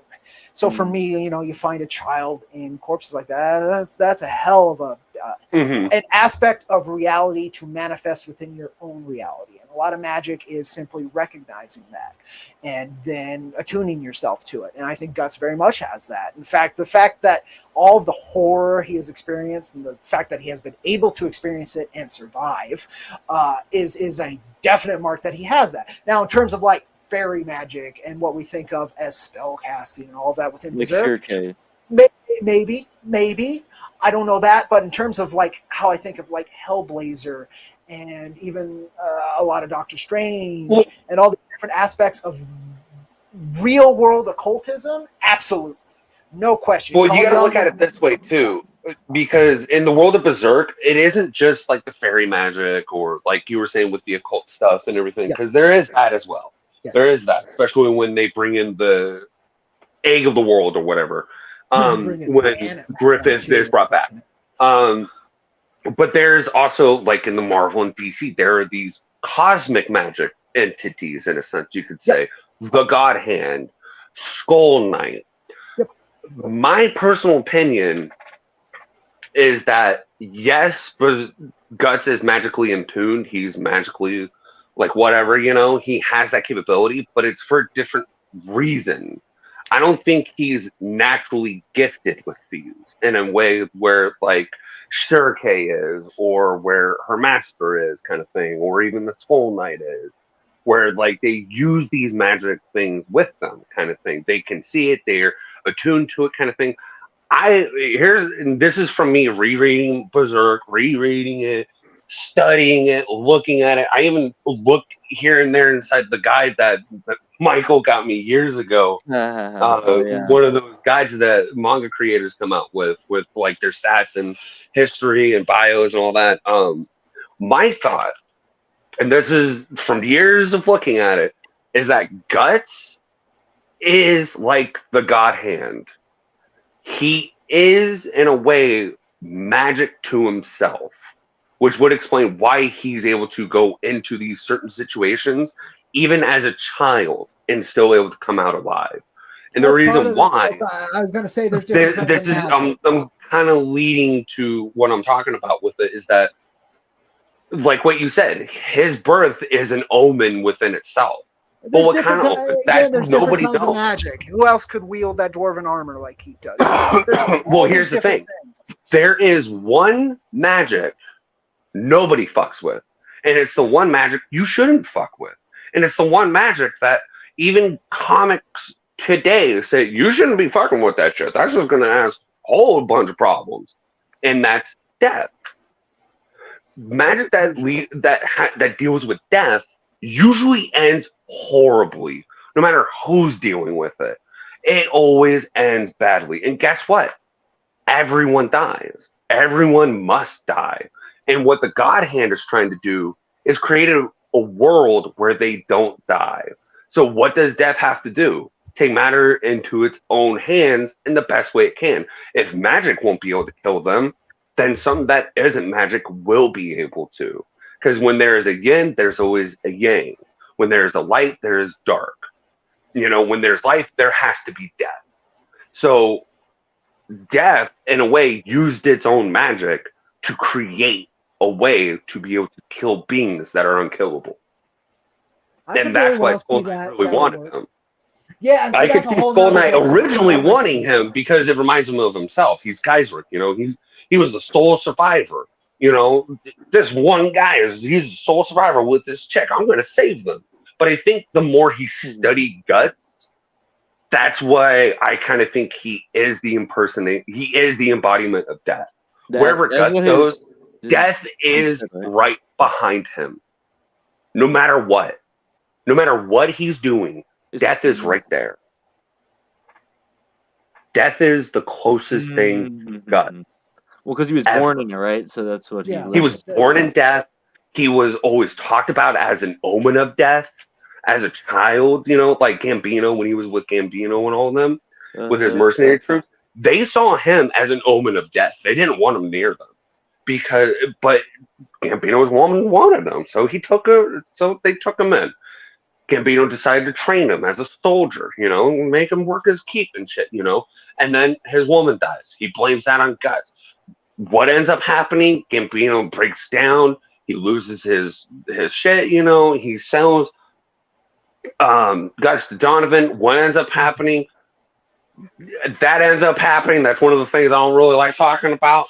That's one of the things many people don't like talking about, but it's one of the things that kind of pointed Guts to the direction that he's in, or that he was always in, because that's just the dark world that they live in. That was the point of it. Why they live in a dark ass world. So proud to live in a world where Miura was brave enough to put that expression in such with such precision that he was able to pull it off into a mainstream bit. Like, that is very hard to communicate. Really tugged viscerally at your heartstrings. Yep. It tugged at it. And it helps you understand Guts as this person who seeks to be as separate from people. Besides the whole omen of death bit, literal physical touch was ruined for him. All he knows is his sword. And I think that's kind of what feeds into the motif of that he is death incarnate. Well, that's the magic that's of why the his Casca thing and is the the wolf. baby as well. That's the big deal. As well as is that's when Miora planted the seed of light, and to kind of change that was the weird mutated baby ghost. That's not always. We get a little bit spoiler territory. Casca's son, yeah. Yeah, well, that too. But I was gonna say I'm really digging the Falcone. What's it called? The Falconia. Yeah, Falcone. I love that stuff. It's so fantasy-esque, and it's like super high fantasy for Berserk. But see, here's the thing. That's the motif. You know, that is the motif that people who should not be alive are trying to live forever. That is literally it in fantasy. So good. You know, like when the evil ones want to build up and help people, it's never a good thing. That's what's so interesting. Is, because the people see them as these liberators. Oh, they're angels. Yeah. Griffin, you know, Griffin they see them as the angels of god. the They're opposing the demons and the corruption on the outside. So wild. Yet they don't know that the whole time he's with the demons. Yep. He's you know. And see, this is why I thought Gus has to be the embodiment of death. And regardless of who brought him there, it doesn't matter to me. Because we all know that there is I don't know about you, Michael, but Cody, do you know about when I say the heart of despair or the true god of the world of Berserk? Do you know what I mean by that? Yeah, they got rid of that chapter. They got rid of it because I read it because it's part of the fan translation. Oh, I didn't read that one. Yeah, a lot of people don't know about it. A lot of people don't know about it unless you read it online.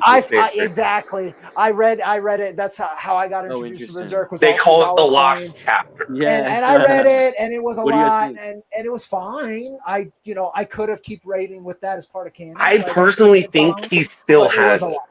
But yeah, it's a lot. I would assume he didn't erase it. Do you think it's non-canon? I think he didn't. I don't think he did. I think he evolved it to where it, instead of being so pronounced, he let it go back into the shadows. Yeah. So this way people would forget about it. Yeah, you know, the greatest trick the devil has ever done is that he doesn't exist. Yeah. You know, like I think he's playing off of that motif. But it was one. It's like it's during the eclipse, right after the eclipse that chapter. It's during the eclipse. It's when Griffith is choosing whether or not to be Griffith. That's it. Yes. So he meets with the god, with a quote unquote god of causality. Yeah. And that's why I think he originally probably had this good versus evil thing going on, but he wanted to make it more human. Yeah. But I think, in a way, because I like to do that too, you know, that's what Keepers is about. It's about saying that he more directly addressed the god of causality in a sense. Huh? Yeah.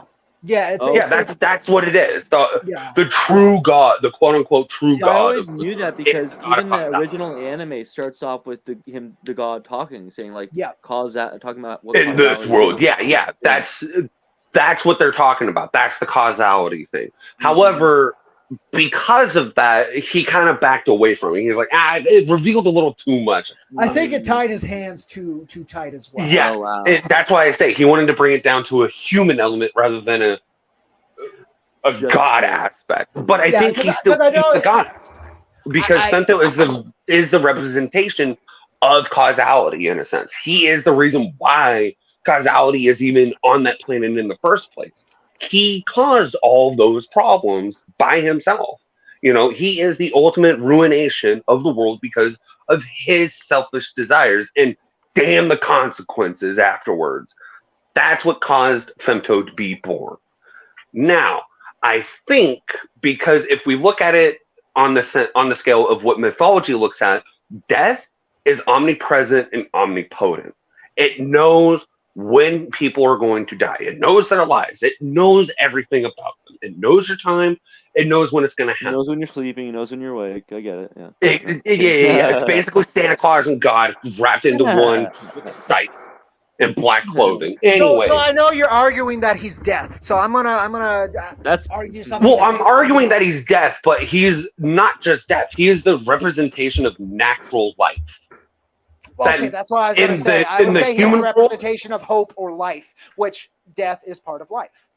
Period. It's just how it goes. Yeah, and that's why I say, like, I think I'd say he's life and hope, and he didn't start that way. It takes a long time. No, I think he wanted to be the representation of death, but now I think he's just choosing to be a representation of humans. Yep, tenacity, hope, pushing through by all odds. That's what he is. All about. And this is why we were talking about the Union, Nietzsche. This is the true Nietzsche philosophy, the Ubermensch.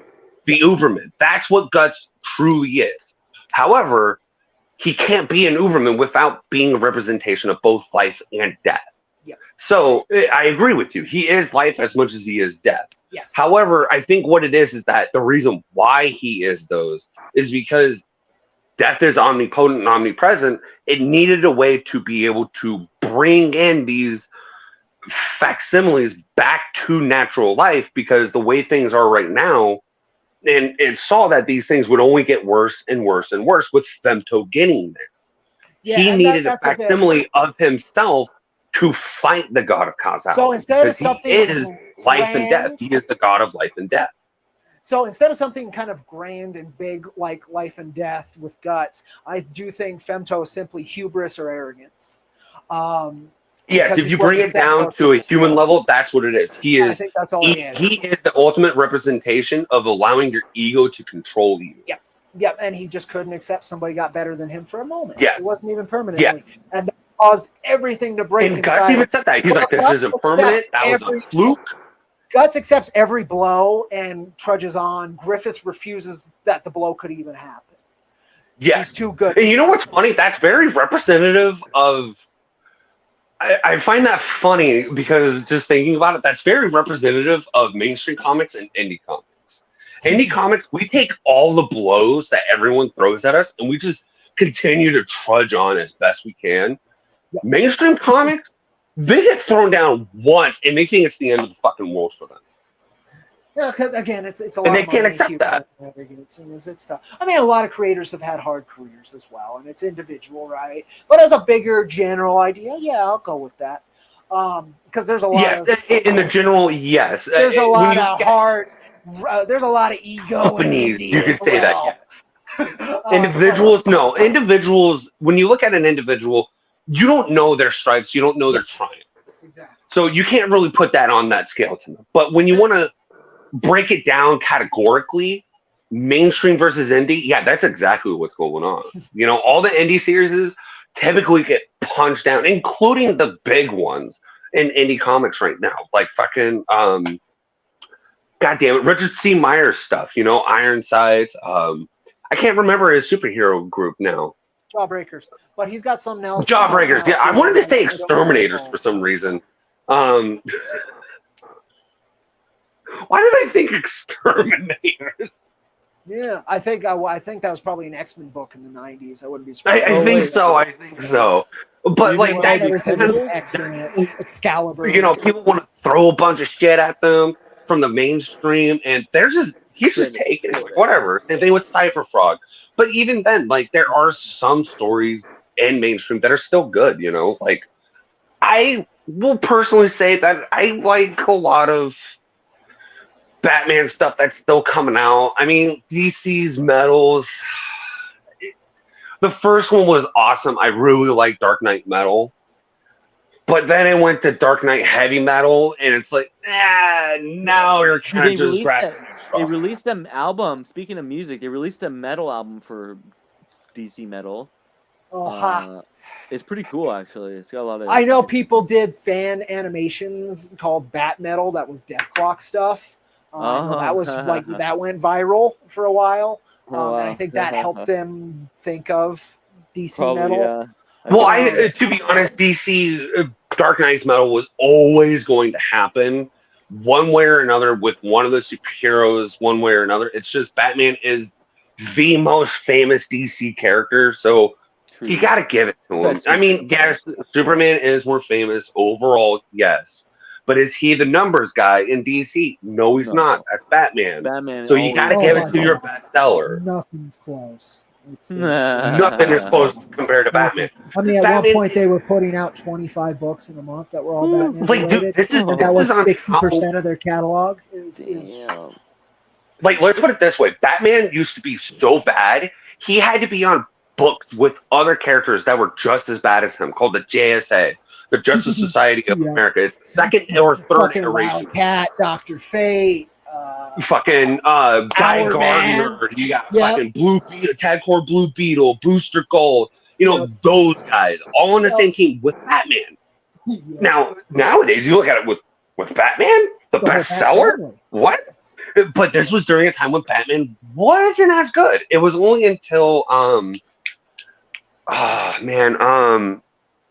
The Dark Knight Returns comes back.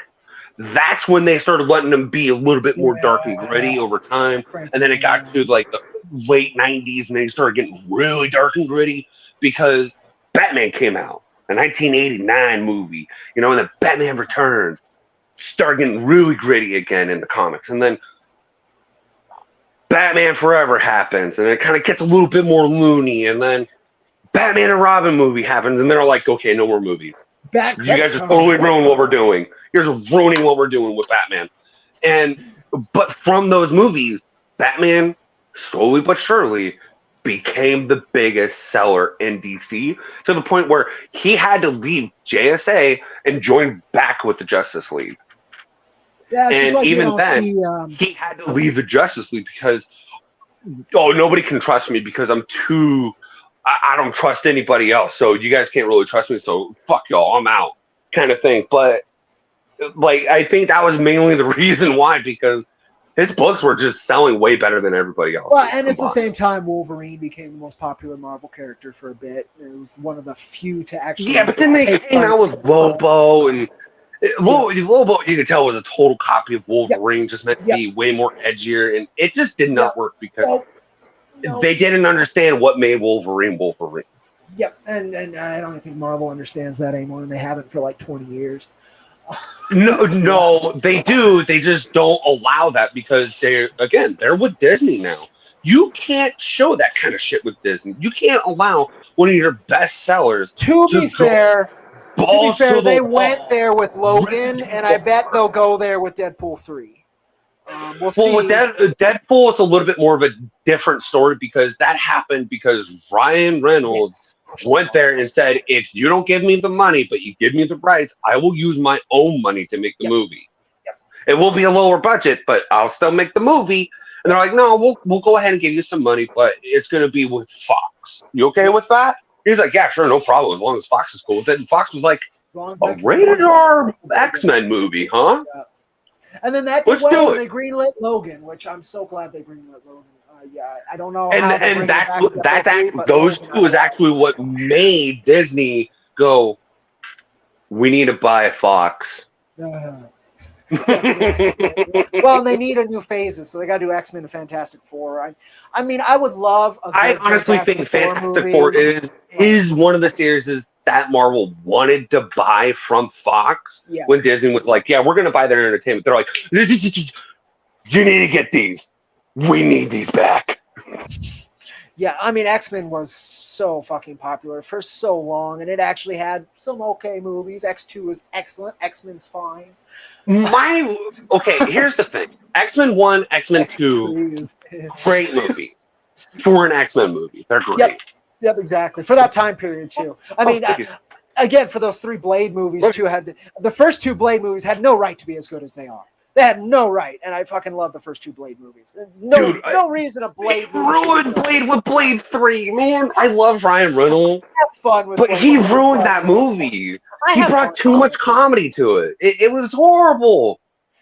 I mean, Triple H didn't do that well either, but I personally like Triple H's character and acting better than Ryan Reynolds. Oh, I forgot he's in that. That is Triple H, isn't it?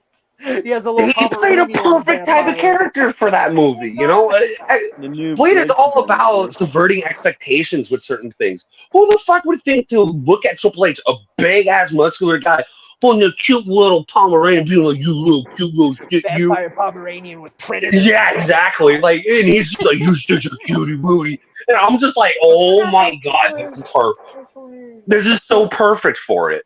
You know, like it had that Blade comedy in a sense, you know. Well, that version of finally getting Dracula wasn't my favorite. I didn't like that version of Dracula. Dracula should have been saved for a Blade versus Dracula kind of thing, and it should have had Morbius in it. However, the way that they did Dracula, to explain him in their universe, perfectly fine. Was it good acting? Hell the fuck no. No, there's no. But again, there was better acting from the people who did Doom, the movie Doom, than there was from that actor who played Dracula. That's true. I And forgot Doom who is he a was, horrible but he's movie, been in a couple and I things. love that movie. That is a campy ass movie for me. Yeah, that's a decent guilty pleasure. The first person shooter scene is that. I can't even say that about Blade Trinity. It's not a guilty pleasure movie for me. It's a movie I'm watching because there's nothing else on. Well, there you go. At least you watch it. I'll take that. But yeah, guys, I think I do have to go. Yeah, I'll watch Blade 1 and 2 any day. Yeah, I was just thinking we should probably start wrapping up here anyway. So yeah, a lot of berserk and metal, a lot of heavy stuff today in terms of content. Definitely, we're man. very Great having about you on the it, podcast and but what the stuff man. is. Yeah, and I'm glad I need to show up again. I've been meaning to so many times, and just my work. Yeah, same here. Heavy. So it's been hard for me to kind of be there, but it worked out today. I'm so glad it did. Excellent. Well, yeah, me too, man. Thank you so much. I appreciate it. Where can people find you online? So if people aren't aware and they're watching this, Ironverse Comics is my comic imprint. We just put out Cactus Coyote. It's been doing pretty good on Global Comics. If folks are interested in seeing that, that's been forever. We've had a manga one out for years that did actually pretty good too. He's always underselling his work. It bugs me because I need him to oversell it, like I oversell mine. And so check that out. It's free. It's new. It's excellent. It's a bit more fun than what I put out, though a lot of people describe my stuff as fun, which I always find surprising. But I put out Jack Iron Steel Cowboy through Wikid Publishing. I believe we have physicals available right now, wikidpublishing.net. You can also check it out if you're not 100% sure. It's a weird Western with a lot of different kind of also heavy twists. I mean, if you could stomach berserk, you might be able to enjoy what I do. I don't go that heavy, but I do deal with heavy themes. Death in particular is a big one. It's a core dynamic of Jack Irons. And I'd love folks to check it out. And again, physical copies help support everybody here, and I'd love to see more of them out in the world. I'm very proud of our work. You can find me at Twitter at @cowboy_steel or on my smaller, slightly more personal account at Ironverse Comics. Eventually, I want to swap those, but I got to build up that second one more, and it just has not happened. And YouTube, also Ironverse Comics, and ironversecomics.com. Just Ironverse Comics, and you'll find something to check out that would be worth your time. You're everywhere, man. hey, Cody, real quick. I tried to get on Blue Sky. Couldn't get the invite. Understandable. Hey, real quick. I've been thinking about this. So, for genre-wise, it's definitely a Western. Yeah. Would you say it's more cyberpunk or sci-fi for your science fiction elements? I mean, because looking more into it, there tends to be a little bit more of a difference than what I initially always thought. So cyberpunk tends to focus a lot on transhumanism.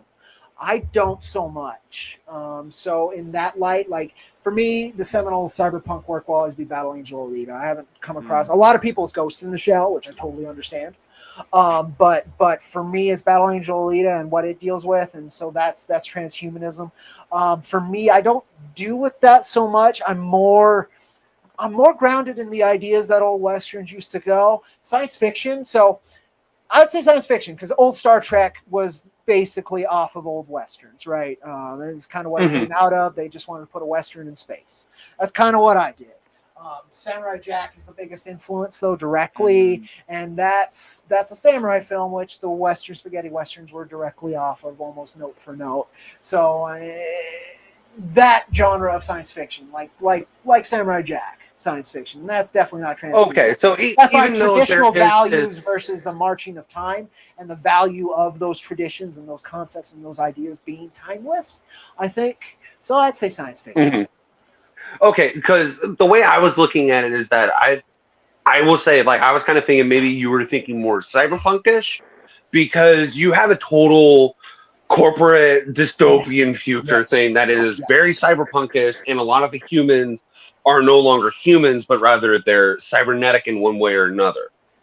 That's what I was thinking as far as cyberpunkness. But the way you put it with the whole moving past humanism with transhumanists and how people achieve that, blah, blah, blah. Like, I didn't deal with those That makes ideas. a lot more sense. Why you're like, more I don't cyberpunk to me. see it as much of that. So But I there would is say that. more So the punk part of cyberpunk, absolutely anti-authoritarian. The middle finger to the system, absolutely. The punk part of cyberpunk, very much. The cyber part, not so much. So I would say it's more of a Western punk in a sense. Yeah, Western punk, sci-fi punk, Western sci-fi. Okay. Punk. There is punk in there for sure, just because of the attitude and the notes I try to hit. But the cyber bit usually tends to deal with transhumanism or very much on that corporate end of it, right? The bureaucracy ends of things. Yeah. That's what I typically see when Brazil it comes to anything cyberpunk. is a good middle of so that. you bring it to its original philosophy, the movie Brazil, its original philosophical point of what transhumanism is. That's very smart of you, because a lot of people won't. I don't think a lot of people picked up on that. But that's why I love Battling Angel Alita Alita so much. That's why he's very direct with it, and he hits it in so many different ways, not just the cyber end of it. The cyber end is kind of a medium for him to work, and very cool visuals, and you can hit it from different angles from it. But at the core, he's like, down to your soul. How much can you change and still be the same person? How much can a society change? How much can a government change? How much can... I think that's what Total Recall was kind of looking at, in a sense, a philosophical view. It is how much of a society can you change before it's no longer the same? And how much of an old society can be built upon, or not built upon, but how much a new society can build upon an old society before either they mingle or it's just collapsed within on itself. Kind of thing. And for me, that's what the cyberpunk genre does very well. But yeah, for me, it's a lot more why it's a Western, right? It's combined. You're not focused on the future, is because over its overall. You're focused on your character. And again, I have an immortal character. I'm kind of very direct about it. Is that some things do not change, and that's my bit. Some things have value no matter what time, what period. I hit that note very hard in issue 2. That's one, right? Cyberpunk wouldn't really focus on that so much. They wouldn't want to build up the tradition. They'd want to more show, again, how that tradition has changed and why that's wrong, more than actually showing the value of it within that system still. And how tradition can evolve good rather than be de-evolved through evil. Or not even evolve in Jack's case in a lot of cases. He's still very much Jack from the West, right? He's just... What I'm saying is how he's implementing those old world themes and those ways that he knows into a new world to make it better, and even in the smallest. Yes, exactly. And that's more what I do. Again, Cyberpunk's more showing you the dystopia and then sometimes rebelling against it and changing it. And usually a lot of Cyberpunk, if they do change it, it ends at the new start. It doesn't actually show you what the new start's going to do. The Matrix, for instance, ends at the new start. To be honest, not counting the newest movie. I think that's how all dystopian good endings are, is that you don't get to see how things end, because in a way, your imagination is better than what they can show you. Yep, exactly. And that's usually how Cyberpunk does it, is like, we're not going to show you these things in particular. We're just going to give you a new slate to imagine. Our thought of a good ending may be worse than what you consider a good ending. Yep. Brazil, though, that film, which I absolutely love, right at the end, it pulls the rug out from under you and says, fuck you, the system is going to crush you. And I adore that. I think that's because that was trying to protect more towards humans need to stay in reality instead of fantasizing all the time. You cannot be obsessed with imagination. You can't. Because the reason why is because reality will always come crashing down on you. Yeah. And the more you fantasize, the worse that crash will be. Yeah. First time I saw that, man, it was an excellent rug pull. I was so like, oh my god. So the original, I think everybody was. Right. The original ending to Battle Angel Alita, the first series before he did Last Order and now Mars Chronicle, was the bravest ending I've ever come across in a manga. And I don't want to spoil it so that nobody reads it, but it was something like, I'm not gonna say like in tone, it's a completely different color, but it had the same effect. I was like, oh my god, that is so brave. I am so stoked you did that. Now, I've never seen a creator do that. And again, Tale that was something like that too. It's like, oh wow, you built. Oh wow, that's really neat. It was one of those moments, and then they got him to continue because it was just like Toriyama. They just keep dragging me back in. In a sense, I Alita was for Kodansha. Another controversial statement from me. I personally think they need to stop Dragon Ball. They need to end it. No, yes, they do. No, Super because is it's amazing, going to end up like dude. fucking Marvel. Nobody's going to really like it. Amazing. I don't want to hear this trash talk and slander. I enjoy. Why I enjoy Super. I enjoy is 'cause he went a Super, bit but at more the same time, too much of to something Dragon is Ball, bad. the original. Like it It's made not, me feel it's not more. Dragon It's a Ball. lot more It's not fun. going to get you in the feels as much. It's not going to be a thought-provoking. Well, for me, It'll never go back to Dragon Ball. It reminded me of the original Dragon Ball because he let loose again. He wasn't trying to be serious when he didn't have to. And that's what I I like think it's a nice balance. He has fun of both again. Z and the original. With Z. Well, see, here's the thing. It's not really Kentaro Miura. Also, Miura, Jesus Christ! It's not really. Akira. Definitely not Kentaro Miura. It's his protege now. The guy who did Dragon Ball AF. But he's the one that took over Super, basically. Toriyama is only on there as a writer, not an artist anymore. That's fine. Yeah. I mean, and I'm okay with artists it. But here's the thing. Here's the thing. These days, my God. Here's the thing, because even AF addressed this problem. That the longer you keep making something, the longer it keeps going, the worse it's going to end up being, because you've gone through so many things that what can you do now? So One Piece has ended because of that. One Piece has 1,000 episodes. My and God. It's the most And it's popular still anime going. in the world. And the manga is incredible. He never fucks with the pacing. He makes you laugh. He is unique. Everybody wants to be Oda. Nobody can do what he does. The thing is, I think not everyone can do it. I think that's my distinction. I agree with you, Matt, that most people probably can't. And I'm glad, to be fair, I'm glad it's not Toriyama, because it would probably. Okay. Here's the thing. Here's the person who did this all before Oda. The guy who makes Detective Conan. That's true. He's been way over 1,000 episodes long before Oda did. As well. Genre, he is the most famous besides Kentaro Miura, and the guy who does Vampire Hunter D novels. And Sinnen, those three are the biggest three because they know how to keep going.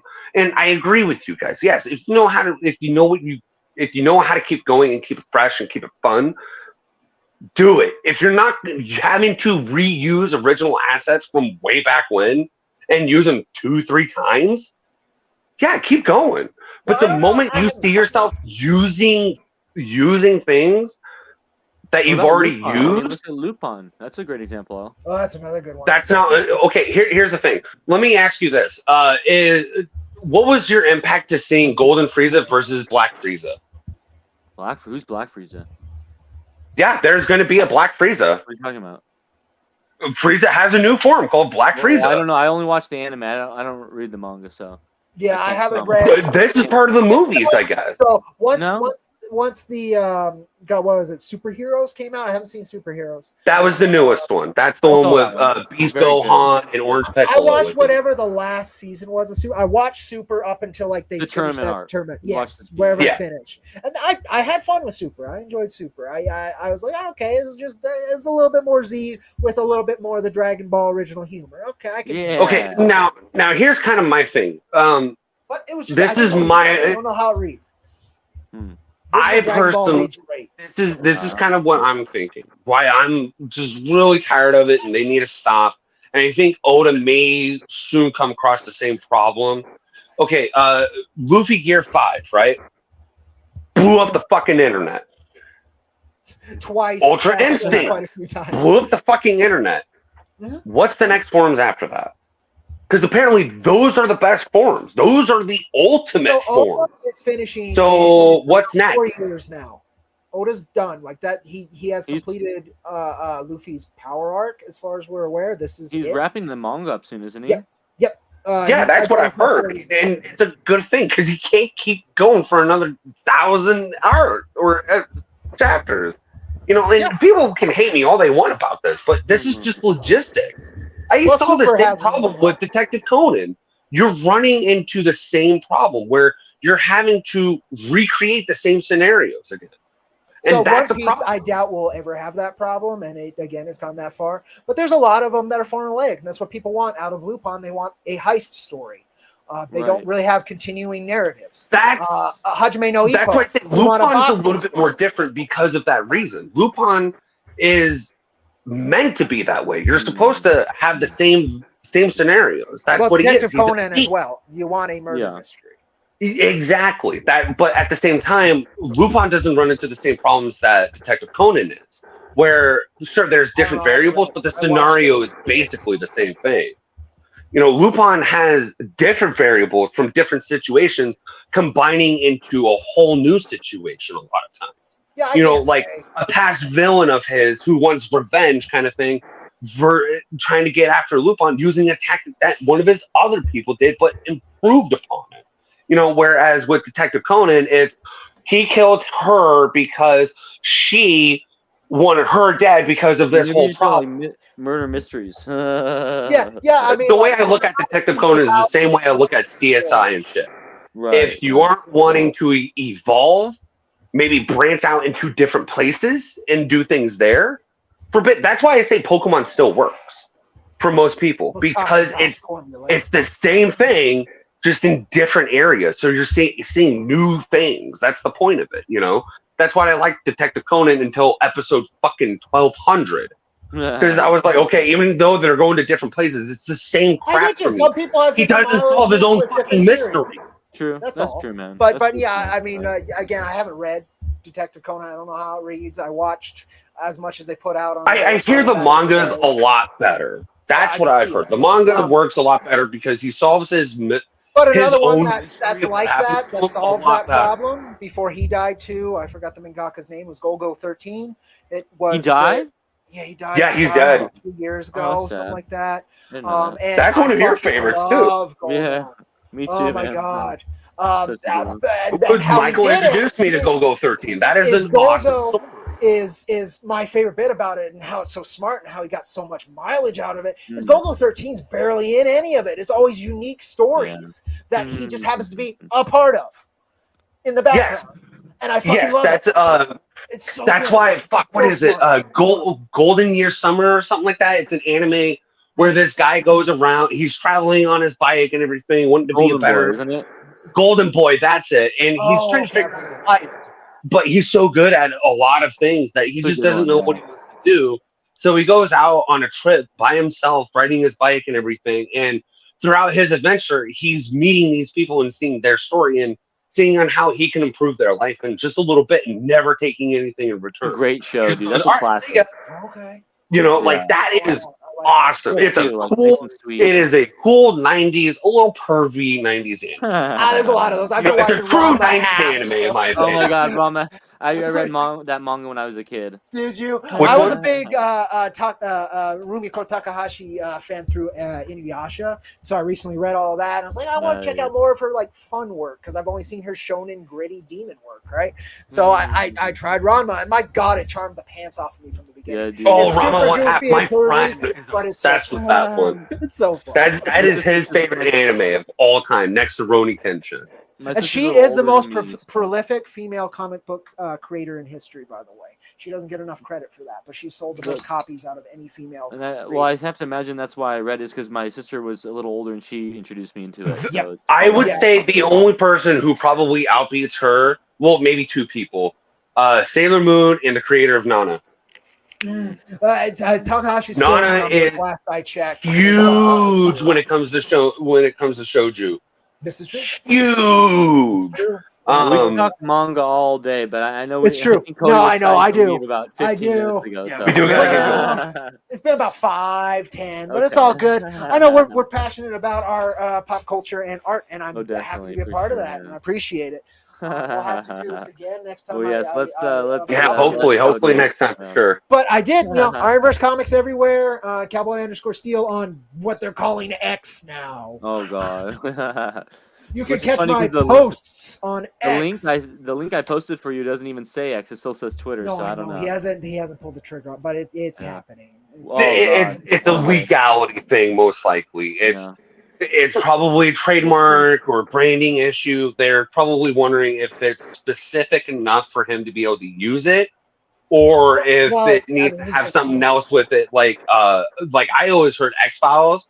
He originally just wanted X, but they're like, no, you can't do that.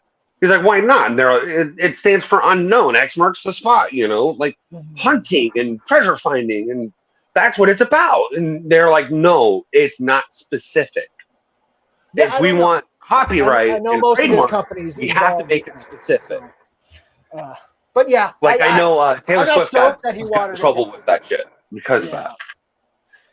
But yeah, that's where you can catch me. Where can you catch you guys? Excellent. And you can follow. I know Michael was here earlier, so you can follow Michael on the at the Omenverse on Twitter, and also Revelation Comics. Wide range of awesome books on wikidpublishing.net as well. Yes, thank you. I appreciate it. Yeah, there's a tons of comics in different styles, all different genres, and everything in between. So yeah, definitely check that out. Pretty much almost every genre you can think of is on Wikid Publishing. Oh yeah. If you really think about it, I think we now have an all ages book as well. Let me tease something here. I got a new idea rattling around in my brain because I've been working on the Cyberpunk manga. We're about halfway through the manga. Once that one comes out, put that one out. Then I'm gonna put out Endemic #3, get that colored. But I got a new idea rattling around in my head. I've been obsessed for the last couple weeks with vehicular combat. Ever since I watched Twisted Metal, I cannot get enough. I watched all the Death Race movies. The original Death Race. Is so fun. What did you think of that? What was it? Death Race 2000. Yeah, the original with Stallone is the one I'm thinking of. That's the one I just watched last night or the night before. I watched Death Race 2000 with Stallone in it. I was like, Sylvester Stallone's in this movie? As a bit player, yeah. So good. It's old. I really enjoyed that one. And then the first Death Race with what's his name is fine too. Jason Statham. Yeah, I watched all those. Yeah, I've only seen the first one. Some of the comics even. Oh, okay. Yeah. They have a Death Race 2020 comic set in the original universe. Neat. Yeah, definitely. But so I might do something there. That was my point. Is I might write something. I've been kind of itching for it. So we'll see if that something comes to fruition. Cool. Yeah. Matt, were you gonna say something on that? I thought you had one more point on that. Maybe, or did I mishear you? Maybe I misheard him. Wait, what was that? Sorry. Did you have another final point about the Death Race movie? 'Cause it seemed like you were gonna say something. No. I was just asking you if you had seen and if you liked that ICP one that you asked me about, because you're like, did you know? Oh, that? not yet. I'm gonna watch that one next. Once I finish the original Death Race movies, I'm gonna watch that one. Oh my god, man. I will tell Death Racers, Cody. I will tell you, if you have seen any ICP movie ever, expect that level. If you have seen any ICP movies ever, expect that level of quality. Hell yeah. Well, in Chicken Hunt and other, their lyrics. I kind of know the vibe. I think this is one of the only ones where they don't use so much of their own sound, like their own music. I think there's other groups, and because it's more meant to be a psychopathic records movie rather than an insane clown. Oh, interesting. I kind of like that. I dig that little group effort almost. Yeah.